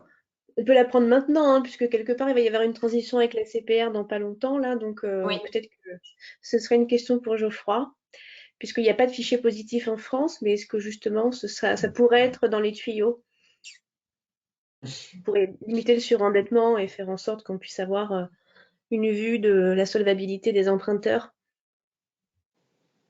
Eh ben, bonne question. Moi, je sais pas. Enfin, ce qu'on constate en fait, c'est qu'il y a quand même des sujets de protection de données personnelles dans toutes ces histoires de partage et de fichiers positifs. Donc, c'est vrai qu'il y a des travaux, notamment sur les sujets LCBFT aussi, hein, sur des questionnements autour de comment on peut améliorer les données. Mais ce que je comprends, c'est que ça prend quand même un certain temps, notamment de dialogue avec les autorités en charge de la protection des données personnelles pour faire avancer les sujets. Mais j'ai pas forcément de vision très concrète et précise sur cet aspect-là pour le sujet BNPL. Après, j'ai pas bien compris la question sur les acteurs partiellement régulés ou je vois pas bien. Ce que nous on constate, c'est que certains acteurs régulés aujourd'hui qui ont choisi par exemple le statut de société de financement peuvent être limités dans leur progression à l'Europe, puisque, comme je le disais tout à l'heure, le passeport européen ne s'applique pas. Donc ces acteurs-là sont en train de regarder pour faire évoluer un peu leur modèle, pour justement peut-être plus rentrer sur du service de paiement, ce qui leur permet par ailleurs d'avoir le passeport européen. Et je pense qu'on va avoir de plus en plus de dialogue au niveau européen sur l'harmonisation de la façon dont ces sujets-là sont abordés, parce que notamment, si vous regardez, il y a un rapport qui était plutôt intéressant à regarder sur, pour une fois, l'autorité bancaire européenne a fait une peer review, donc elle a regardé un peu au niveau européen les pratiques des autorités sur l'autorisation justement des acteurs dans le paiement. Et une des conclusions quand même de ce rapport-là, c'est de dire, bon, la directive service de paiement, comme on le sait tous, elle a été longuement négociée, elle n'est pas toujours évidente à comprendre, ou en tout cas précise sur les attentes. Et donc, le rapport pointe le fait qu'il y a quand même quelques encore divergences entre autorités sur certaines interprétations, parce que le texte n'est pas forcément toujours très clair. Et parmi les points qui sont justement identifiés comme pas toujours évidents à regarder, c'est justement tout ce qui est autour de la notion de facilité de crédit liée aux opérations de paiement. Donc je pense que sur ce domaine-là, on aura encore un peu de travail à faire au niveau européen. Et ça c'est pour rebondir sur les remarques tout à l'heure en disant que c'est vrai qu'il reste des spécificités nationales et que, en effet, quand on est un acteur qui accompagne des marchands dans plusieurs pays, c'est pas toujours évident euh, de s'y retrouver. Et encore une fois, il faut encore une fois distinguer la partie autorisation, qui elle aussi a des fois des acteurs, enfin des pratiques un peu différentes entre autorités, et la partie protection clientèle. Et ce que je comprends de la directive qui va arriver sur le crédit à la consommation et qui va quand même quelque part réintégrer tous ces petits crédits dans le domaine, il reste encore un sujet de proportionnalité et de mise en place justement de ce qu'on appelle la proportionnalité. Et c'est là-dessus, à mon avis, que va se jouer aussi la question de l'harmonisation au niveau européen, parce que bah, on voit bien que le principe de proportionnalité, c'est un principe intéressant en soi, mais quand on se met à l'appliquer dans différents pays, on n'a pas tous la même vision de ce que c'est que la proportionnalité. Donc c'est là aussi où il va y avoir dans les débats, à mon sens, pas mal de discussions qu'est-ce qu'on entend par le principe de proportionnalité et de s'assurer quand même qu'au niveau européen, les principes de proportionnalité soient à peu près identiques partout. Mais ça n'empêche qu'on n'est pas à l'abri qu'à l'issue même de cette réglementation qui a tendance quand même à ramener tous les acteurs dans le domaine régulé, on se retrouve quand même avec des visions peut-être différentes d'un pays à l'autre sur ce qui est attendu en termes de information clientèle. Les marchés européens sont quand même pas encore complètement non plus harmonisés sur les pratiques et sur même l'appétence des consommateurs sur le sujet. Donc voilà, on n'est pas à l'abri de ça. Sur l'aspect, encore une fois, partage de données, je suis moins en direct sur ces sujets-là, mais notre compréhension, c'est qu'il y a quand même un sujet d'adhérence avec les sujets de protection de la clientèle et que la CPR n'est pas la seule autorité du coup en ligne sur ces points-là et que donc il y a un dialogue qui se noue notamment avec la CNIL sur tous ces aspects-là. On essaye de porter le sujet, de dire il faut trouver le bon équilibre entre assurer plus de sécurité, éviter la fraude, mais tout en assurant la protection des données personnelles. Oui, je peux peut-être rajouter la vision métier de ces sujets, fichiers positifs ou pas, agrégation et surendettement. Déjà, je le répète une nouvelle fois, la corrélation qu'il y a entre le paiement fractionné dans les pays du Sud, hein, notamment le paiement en 3-4 fois et le surendettement n'existe pas, pour la bonne et simple raison que au bout de 90 jours, c'est fini. Et au bout de 1 jour, enfin même au temps t égale 0, il y a déjà 25% de l'encours qui tombe. Parce que, et ça c'est important de bien comprendre ça dans le paiement fractionné, le client paye tout de suite. Donc, s'il paye tout de suite, c'est que son encours carte bancaire et son banquier autorisent qu'il paye tout de suite. Ça veut dire qu'il a une carte bancaire et qu'il a les moyens de se payer au moins un quart du bien immédiatement. Donc, il ne peut pas en faire 10 en même temps, ce qui n'est pas forcément le cas quand on est en train de faire un crédit conso avec du CEPA. On peut aller pousser aujourd'hui la porte de tous les établissements le même jour et de dire qu'on a un seul crédit. Et 1 mois après, lors du premier prélèvement, c'est là où les ennuis commenceront. Donc, moi, il ne faut pas opposer. Alors, donc, le fichier positif sur le paiement fractionné, il n'a pas beaucoup de sens parce qu'en fait, c'est l'encours CB et les scorings qu'on peut faire qui fonctionnent bien. Et d'ailleurs, je ne voudrais pas qu'on oppose scoring d'un côté et agrégation de l'autre. Je pense que les deux sont complètement complémentaires et je rejoins United sur dès lors qu'on prête à un client sur une durée longue et là où les encours peuvent s'empiler, l'agrégation, c'est certainement la meilleure des pistes et la meilleure des solutions. Et là, c'est encore mieux qu'un fichier positif puisque effectivement, on voit, bon, même si les clients sont de plus en plus multibancarisés, mais on voit à peu près tout ce qui se passe et on voit si le client a d'autres crédits. Donc, United ou nous ou d'autres acteurs qui utilisent aussi l'agrégation, on se rend bien compte des autres crédits, donc fichiers positifs, qui sont détenus par les clients. Donc, il me semble que ce fichier positif, qui est un serpent de mer en France, il va être il verra le jour au moment où l'adoption par les Français, les Européens, de l'agrégation entre autres, du paiement fractionné dans une réglementation un petit peu durcie. Je pense que s'il voyait le jour, il apporterait plus grand-chose à l'écosystème et aux services qu'on doit rendre à nos clients. Et sur le sujet du point de vente, en réalité, il y a beaucoup de réalités différentes. Il y a la boutique, il y a la ligne de caisse, il y a l'agence et il faut à chaque fois, je pense, trouver la meilleure des solutions, la plus fluide possible. Ce qui est compliqué dans un point de vente, c'est que quand le client passe en caisse, c'est au moment où il passe en caisse qu'on le reconnaît. Généralement, dans l'e-commerce, au moment du check-out, il s'est déjà identifié, donc on sait déjà qui il est et on peut se préparer à lui apporter une réponse rapide.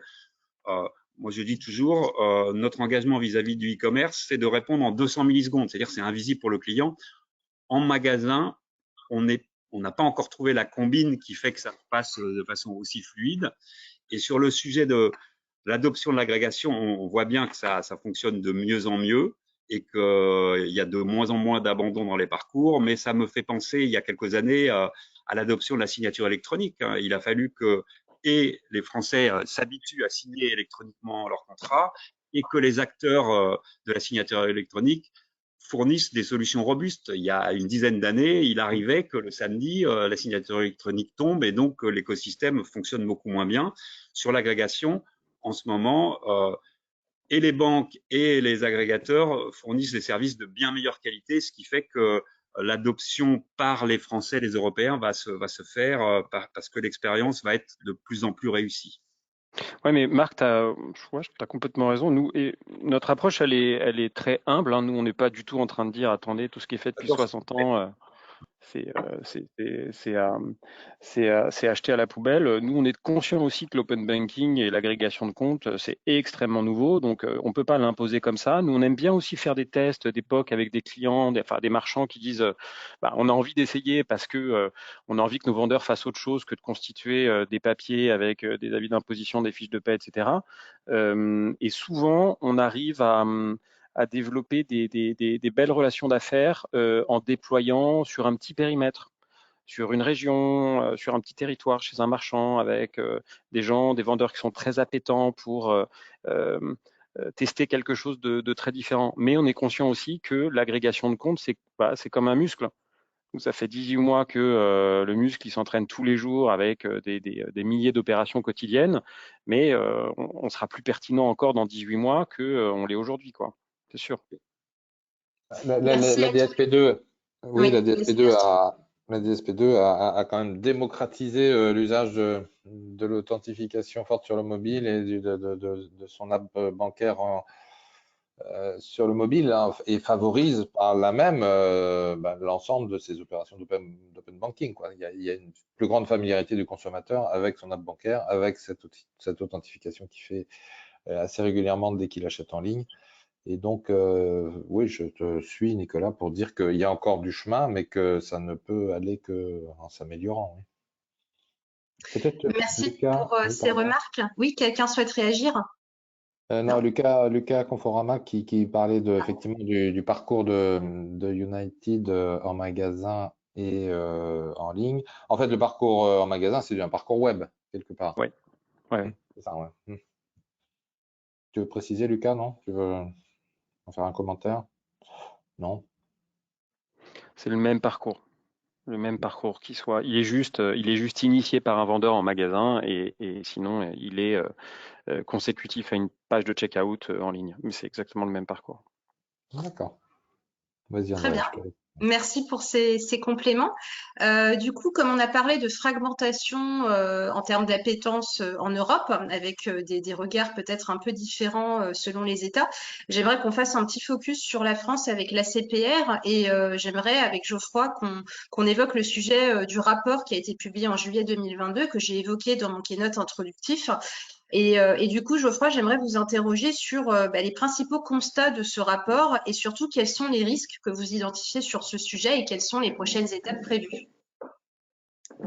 Alors oui, enfin bon, je pense qu'on a déjà pas mal balayé, je vais pas revenir trop en détail sur le sujet, on a déjà pas mal balayé le sujet. Notre principal sujet à l'époque, c'était quand même les frais qui étaient pris sur ces types d'offres, et notamment, je reviens sur le sujet de certains acteurs qui avaient, on va dire, cherché la zone grise pour se positionner et dire, bah, nous, on fait du crédit gratuit parce qu'en fait, on ne facture rien, mais en fait, en regardant dans les conditions pour disposer des fonds immédiatement, il y avait des frais très élevés de mise à disposition, des frais du crédit accordé. Donc finalement, nous, on estime que ça fait partie en fait des frais qui rentrent dans le calcul des frais du TEG notamment. Donc c'est surtout ça qui a été l'objet de ça, c'est qu'on s'est rendu compte qu'en effet, il y avait quelques petites dérives sur le sujet à la fois fees, donc le rappel c'était de dire que voilà, il faut rentrer l'intégralité des frais dans le domaine, et puis ensuite il y avait aussi pareil au titre de ce qui est négligeable ou pas négligeable, la notion de négligeable au titre de la réglementation, on a rappelé un peu les éléments et aussi les taux d'usure. Donc ça c'était le principal point, et y compris, on s'est rendu compte que certains mettaient en avant en effet des facilités de paiement avec des frais peu élevés, mais que derrière, en cas de retard d'un pays, il y avait aussi des frais très élevés qui étaient présents et qui n'étaient pas forcément mis en avant au moment de l'offre en question. Donc au final, on se retrouve quoi? On se retrouve en fait, encore une fois, il y a des règles qui sont mises en place pour en effet permettre, on va dire, du crédit avec des montants et des limités et des durées limitées qui étaient dérogatoires au régime général du crédit à la conso avec la totalité de l'information à fournir. Et en effet, certains acteurs sont rentrés dans ces zones grises en jouant sur l'écriture de certains textes qui n'étaient pas forcément très clairs, sur voilà, la capacité à faire des choses qui n'étaient pas correctes à nos yeux. Donc c'était ça l'objectif de ce rapport-là. Donc maintenant, ce qu'on voit, c'est que bon, je pense que le secteur s'est quand même aussi pris note de tout ça et donc s'est amélioré sur ces points-là. Certains acteurs se sont même arrêtés dans la fourniture de services compte tenu de ces éléments-là. Et ils sont toujours en cours d'ailleurs de réflexion autour de revoir leur modèle économique et aussi réglementaire pour pouvoir opérer. Donc ça, c'est le premier point important.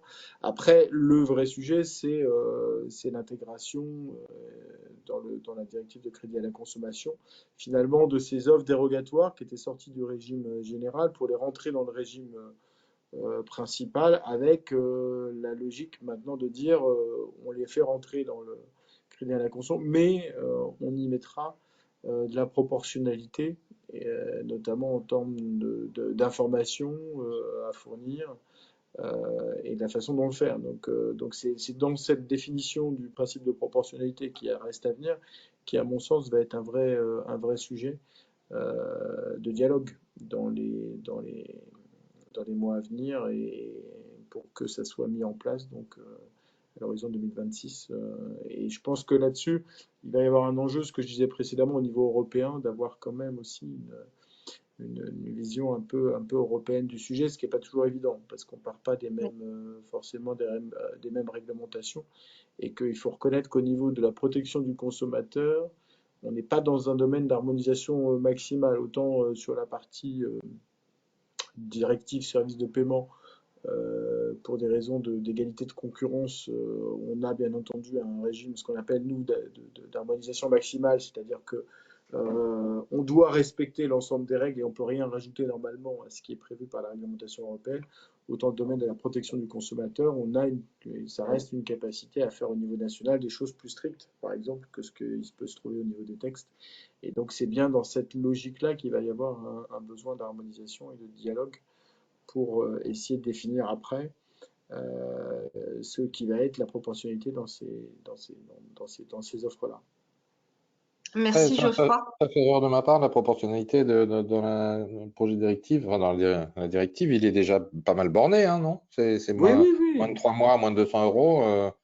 Ça, c'est les définitions de la proportionnalité. Après, la question, c'est qu'est-ce que on demande à ces offres-là de rentrer et comment on applique concrètement l'allègement de certaines diligences sur la partie information clientèle, l'information précontractuelle,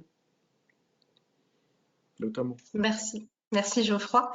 Du coup, Christophe, j'aimerais avoir aussi votre regard sur ce sujet. Onet, en tant qu'acteur phare sur ce sujet et aussi positionné dans différents pays européens, est-ce que vous partagez la même analyse que la CPR sur cette situation? Alors, il faudra activer votre micro, s'il vous plaît. Ouais, pardon. Oui, bien sûr. Alors, effectivement, chaque marché, nous aujourd'hui, on est présent dans 7 pays sur l'activité BNPL. Chacun fonctionne différemment. Il y en a qui sont plus exigeants que d'autres sur certains aspects, d'autres moins sur d'autres aspects. Donc, effectivement, ce qui est important pour nous, c'est de savoir travailler un peu dans toutes les configurations. Mais il y a un point, il y a une logique quand même qui est assez transversale à l'ensemble des pays. Et là, Nicolas en a parlé, Marc en a parlé, c'est vraiment le digital ou la tech au service de l'expérience en fait, d'utilisateur et du marchand. C'est-à-dire que Aujourd'hui, les devoirs de transparence, de criblage, de toutes les dispositions nécessaires que des acteurs historiques continuent de faire sur l'ensemble de leurs produits, hein, que ce soit du BNPL ou toute l'activité de crédit à la consommation, toutes ces exigences en termes de transparence et de prévention de surendettement s'appliquent de manière transversale, et on est tous en train de travailler sur de maintenir l'expérience utilisateur final grâce au digital. En fait, il y a quand même une statistique dont vous avez parlé tout à l'heure qui est vraiment très importante, c'est le marché du BNPL. Alors, si on le projette à une horizon de 4 ou 5 ans, les chiffres sont absolument phénoménaux. Les progressions sont entre 20 et 30% selon les études.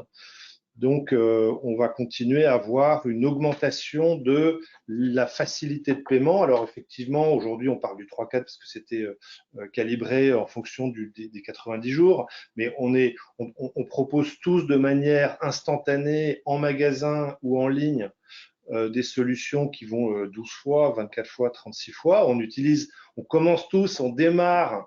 Alors, United est précurseur, mais nous, on démarre tous aussi à s'approprier l'open banking. On en a parlé tout à l'heure. Il y a des questions qui sont intéressantes. Quels sont les taux d'abandon dans les parcours? Donc, tout ça, ce sont des dynamiques qu'on est tous en train de s'approprier. Et donc, si on arrive, et c'est ça notre objectif avec on a une base client qui est assez importante, qui nous permet de tester beaucoup de solutions avant de lancer, mais d'aligner l'expérience utilisateur, la transparence et toutes les exigences que la nouvelle directive va nous mettre, et nos capacités à prendre des décisions de manière instantanée, effectivement, les perspectives de marché dans ce cadre-là vont être très fortes. Donc, je dirais qu'il n'y a pas que l'approche du régulateur qui, pour nous, est déjà intégrée dans notre mode de fonctionnement depuis la création de nos solutions.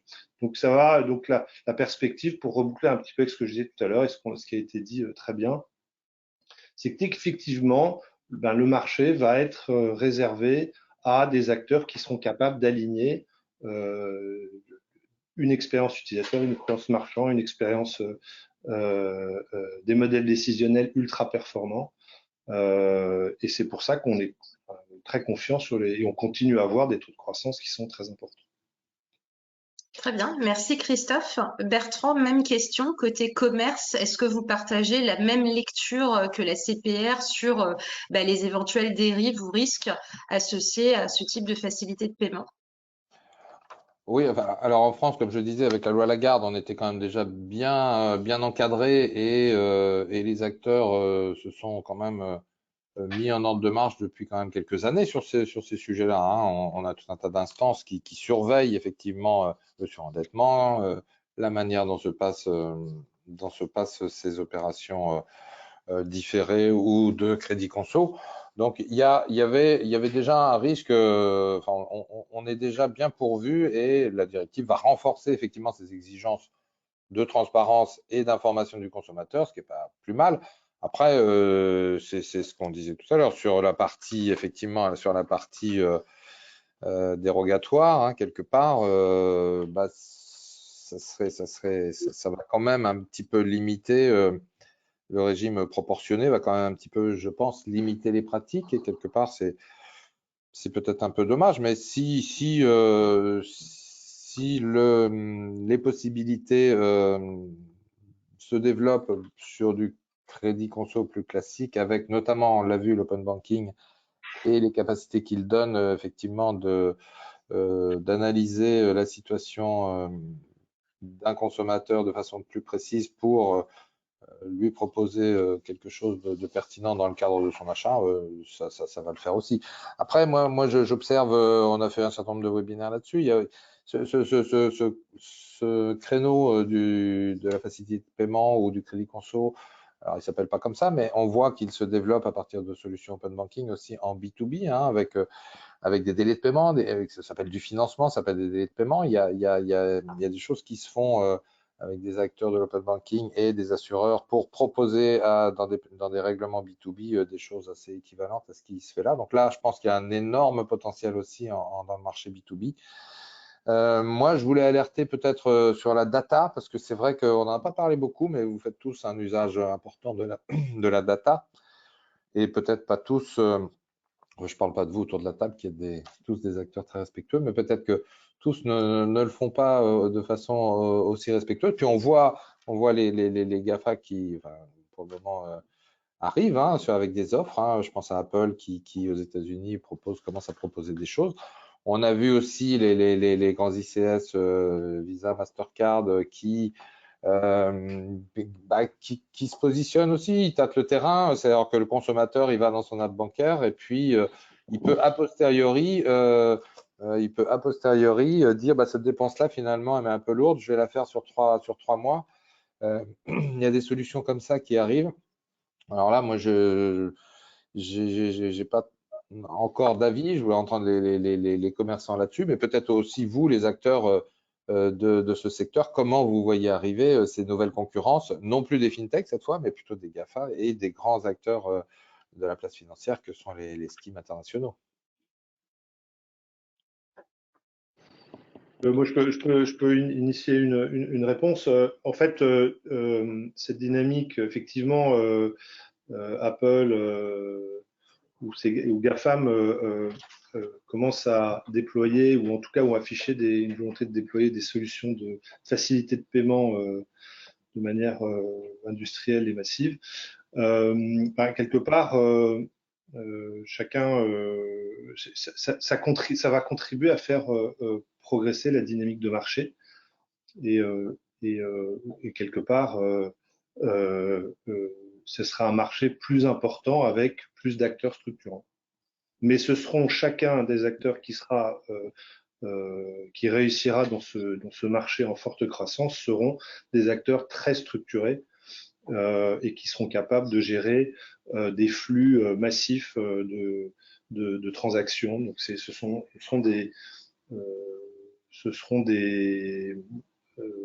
seront plus des fintechs.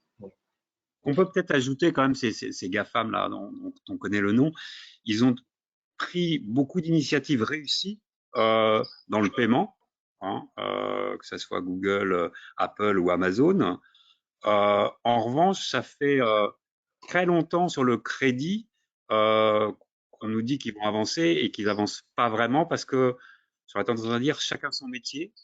Et on se rend bien compte qu'ils ont besoin de professionnels pour opérer ce type de métier parce que ça fait des centaines d'années que les banques pratiquent et établissements financiers pratiquent ce métier-là et que c'est pas que c'est au cœur du métier de la banque et que pour l'instant on a beaucoup d'effets d'annonce, mais ça fait 20 ans qu'on a des effets d'annonce et il se passe pas grand-chose et je suis pas certain quand je vois l'état d'avancement de leurs discussions qu'ils avancent beaucoup. En revanche, sur tout ce qui concerne le paiement, alors le paiement fractionné est entre les deux. Il y a eu des gros progrès qui ont été faits. Mais on peut pas dire que même sur le paiement fractionné, même s'il y a des annonces d'Apple au UK, enfin bon, voilà, il s'est pas passé grand-chose pour l'instant. Ouais, et puis même les GAFAM que tu viens de citer font appel aussi à des acteurs du paiement fractionné pour opérer leur propre financement. Hein.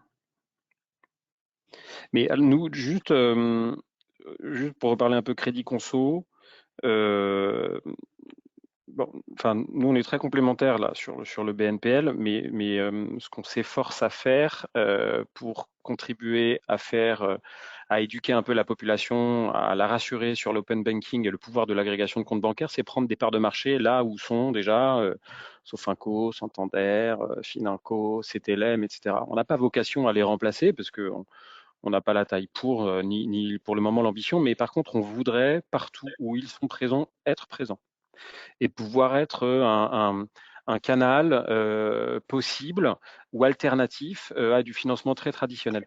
Et ce qu'on voit, c'est que quand on prend une part de marché à côté de ces acteurs-là, eh ben, notre part de marché, elle augmente. Parce qu'on fait gagner du temps à beaucoup de clients finaux et à beaucoup de vendeurs, mais on le fait step by step, très humblement aussi, et on est parfaitement conscient aussi qu'il y a des gens, peut-être un peu plus âgés ou qui ont un mode de fonctionnement un peu moins digital, qui aujourd'hui veulent continuer à envoyer des fiches de paie ou des avis d'imposition.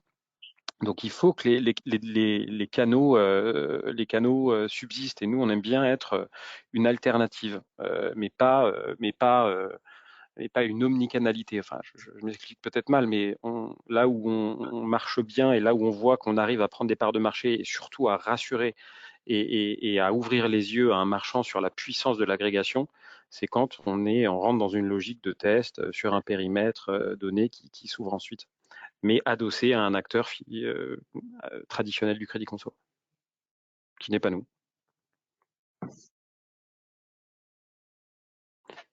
Et la Alors, je crois question qu'on de a une Bernard, question sur le ouais, chat. Il y a un délai de rétractation. Ouais. bien sûr, 14 Rétractation jours, de 14 jours. Oui, très bien. Vous avez répondu. bien sûr. Oui, mais c'est un peu contradictoire. Le client, il fait son truc en 3 minutes en magasin ou en ligne. Il part avec son produit et derrière, il peut. Il a Voilà. 14 jours pour se rétracter, sauf si sur un point de vente, il a spécifié qu'il renonçait à ce droit de rétractation ou qu'il le limitait. Mais le code de la conso, effectivement, Ouais, met en place un délai de rétractation de 14 jours. ok.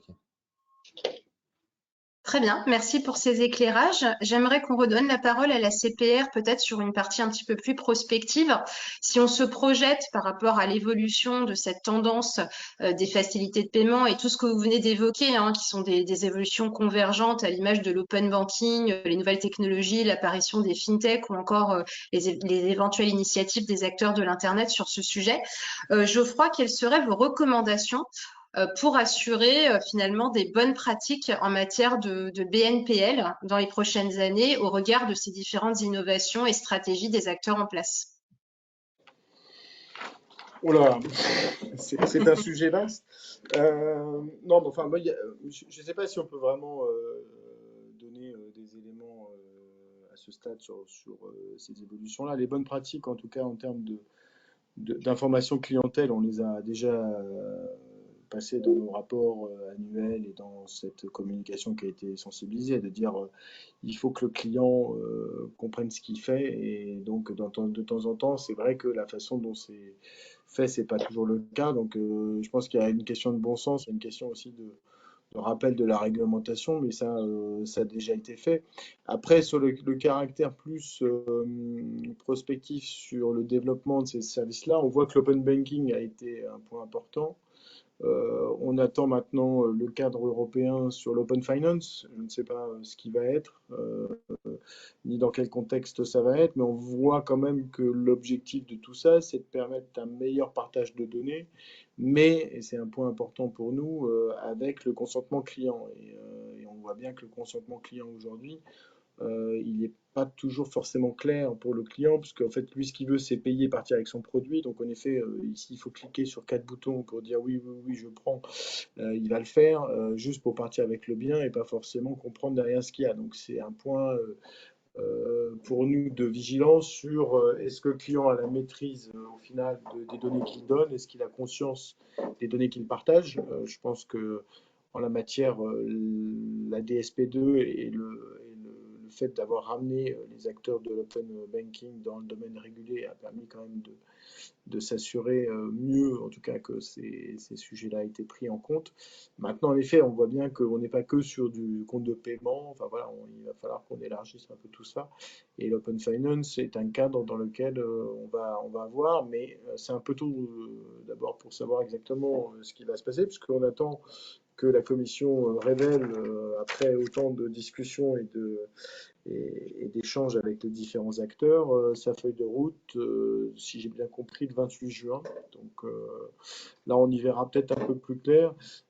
Mais en tout cas, enfin, voilà, pour l'autorité de notre côté, les sujets qui nous intéressent, ça reste l'information clientèle et puis la sécurité, bien entendu, dans la façon de procéder. Et la partie réglementaire, donc on restera très vigilant à ce que les acteurs qui offrent ces sujets-là rentrent dans le cadre réglementaire qui va bien. Donc on peut inciter en effet les commerçants qui sont en choix des fois sur certaines solutions de bien s'assurer que les prestataires qui leur proposent ces solutions-là sont bien aux normes réglementaires. Et je confirme qu'au niveau européen, il y a encore des différences d'approche. Et donc, c'est important de vérifier quand on veut se déployer à l'Europe que le prestataire a bien aussi les agréments qui lui permettent d'agir dans les pays dans lesquels les commerçants souhaitent être accompagnés. Très bien, merci Geoffroy. Et peut-être une dernière question sur les tendances que vous identifiez dans les prochaines années en matière de BNPL au regard de ce contexte d'opportunité, mais aussi de vigilance, et peut-être un peu plus spécifiquement votre regard sur la pérennité et la santé du BNPL dans les prochaines années. Christophe, Nicolas, Marc, est-ce que vous avez un avis à partager sur ce sujet? Le sujet, c'est une vigilance renforcée. Hein. C'est un marché qui a connu, c'est ce que tu disais, Andrea, tu disais engouement, ou je sais plus, c'était un mot comme ça, qui a suscité aussi sans doute beaucoup de convoitises avant la crise ukrainienne. La crise ukrainienne, elle a deux effets. Hein. C'est que elle réduit la capacité budgétaire des ménages et elle renchérit les coûts de financement et de refinancement, ce qui fait que l'argent gratuit n'existe plus ou pas du tout en ce moment. Donc, il faut être vigilant, il faut faire attention, il ne faut pas avoir des volontés de croissance à tout crin. Nous, ça fait 12 années successives qu'on a entre 20 et 23% de croissance, qui est d'ailleurs la définition de l'hypercroissance, mais il ne faut pas vouloir aller au-delà. Ça fait une quinzaine de mois que nos taux d'impayés diminuent et on s'y astreint et c'est ce que nous permet l'accroissement de la demande. On a beaucoup de demandes, donc ça nous permet d'appuyer un petit peu sur le frein et surtout pas sur l'accélérateur parce que c'est toxique pour les ménages et c'est aussi toxique pour l'écosystème. Hein.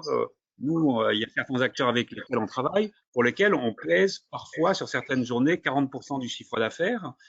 Si un acteur, ce ne sera pas notre cas, on a un actionnaire solide, on a un modèle économique qui est robuste, mais si des acteurs venaient à faire défaut, c'est un vrai sujet. Et aujourd'hui, ce dont on a besoin, c'est d'assurer la pérennité de ce beau modèle dont tout le monde se félicite, le commerce, le e-commerce et les clients.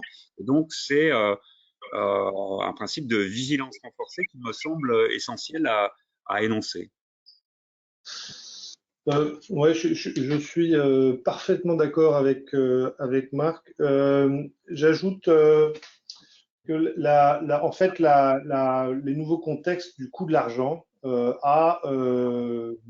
met un frein un peu mécanique à le BNPL gratuit partout, parce que même économiquement, un pur player BNPL aujourd'hui, économiquement, au coût de l'argent, quelque part, je pense que c'est une opinion personnelle, je pense que son business model est mis à mal de manière assez significative. En revanche, et c'est là où en revanche, la pérennité du BNPL est pour moi extrêmement sécurisée à partir du moment où l'offre n'est pas simplement limitée à du 3 fois, 4 fois comme ça a pu être le cas jusqu'à présent, mais c'est bien des gammes plus larges sur la même facilité, la même aisance digitale, je parlais tout à l'heure, les mêmes transparences vis-à-vis des clients. Donc en fait, la perspective, c'est que finalement, le BNPL s'intègre mécaniquement dans une logique de crédit à la consommation, mais avec des clés digitales de facilité d'utilisation. Et donc je pense que les perspectives du BNPL sont très bonnes. Et s'inscrivent, mais vont s'inscrire, c'est ça un peu la différence par rapport à ce qu'on a connu les dernières années, dans une logique où seul un produit BNPL ne pourra être justifié pour un acteur. Ce sera des gammes multi-produits et qui répondront à beaucoup plus de besoins en termes de montant de financement ou de secteur d'activité. Moi, je rajouterais que le BNPL, c'est essentiel pour nous. On n'est pas positionné dessus, mais on est très complémentaires et on a des partenaires marchands qu'on ne pourra pas servir parce qu'on aura besoin d'être adossé ou en complémentarité, en bonne intelligence avec un acteur comme Oni ou Floa. Et c'est vraiment un positionnement qu'on a eu de ne pas y aller, de vraiment commencer sur du crédit conso régulé, mais le BNPL, moi j'ai financé une télévision chez Oni et un smartphone chez Floa, vous pourrez vérifier messieurs, hein, je suis dans vos bases. Ça marche très très bien et on marche bien ensemble. Donc pour moi c'est primordial que des gens comme Oni et Floa continuent à faire leur métier. Et sur le B2B, question que j'évoquais tout à l'heure, vous n'êtes pas du tout, c'est pas des marchés que vous regardez? Oui, bien sûr. Alors on travaille avec, on a énormément de partenariats qui voient dans leur base de clients des professionnels venir acheter. Et donc en fait, depuis quelques temps, on voit leurs besoins augmenter, c'est-à-dire d'appliquer les mêmes facilités digitales de souscription d'un BNPL appliquées à ce qu'on appelait autrefois le facturage. Mais donc en fait, aujourd'hui, on est en train de transposer ce qu'on sait faire pour un client particulier à un client professionnel.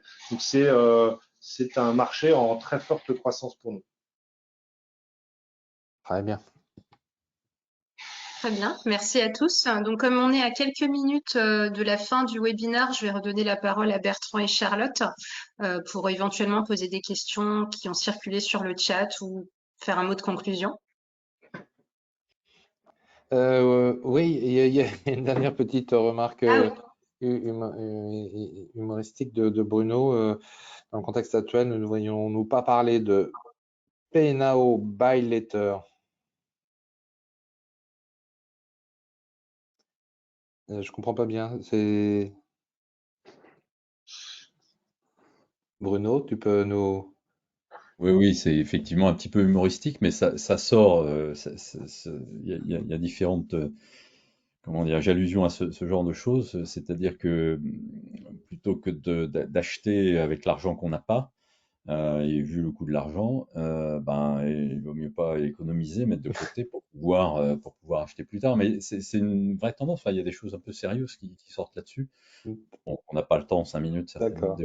Mais voilà, je voulais vraiment avoir cette opinion qui est plutôt une tendance vers une économie plus raisonnable que d'aller en permanence chasser ce qu'on n'a pas et essayer d'avoir ce qu'on n'a pas, quoi. Oui, je peux ajouter oui, moi je trouve cette piste hyper intéressante. Et en fait, il y a un sujet sur l'universalité du Buy Now Pay Later. Là, on a vu le paiement fractionné au moment de l'achat. Nous, on a développé des solutions qui, comme tu le dis, permettent d'anticiper son achat et de pouvoir le fractionner à l'avance. Et je pense qu'il y a aussi autour de l'agrégation des solutions qu'on développe, notamment avec Lydia, Banking et tout ça, qui permettent aussi, post-paiement, de pouvoir fractionner les achats et de rendre le pouvoir d'achat et la gestion du pouvoir d'achat à celui qui le connaît le mieux, souvent, c'est-à-dire le client. Voilà. Donc, il y a, pour moi, la tendance de demain sera dans l'universalité du Buy Now Pay Later, avant, pendant, après. Et je pense que ça sera la nouvelle, ça sera le Buy Now Pay Later 2.0. Merci Marc, je pense que c'est un éclairage très intéressant. Oui. Bah, écoutez, je vois qu'on a énormément d'innovations à attendre sur ce marché, qui est, encore une fois, je le répète, et Andrea l'a très bien dit, extrêmement important déjà en temps normal, mais en temps d'un peu tendu, difficile pour le commerce et pour le consommateur, donc extrêmement importante pour l'ensemble des acteurs. Qu'il faut bien évidemment faire ça dans les règles de transparence et de sécurité, hein, ça a été dit.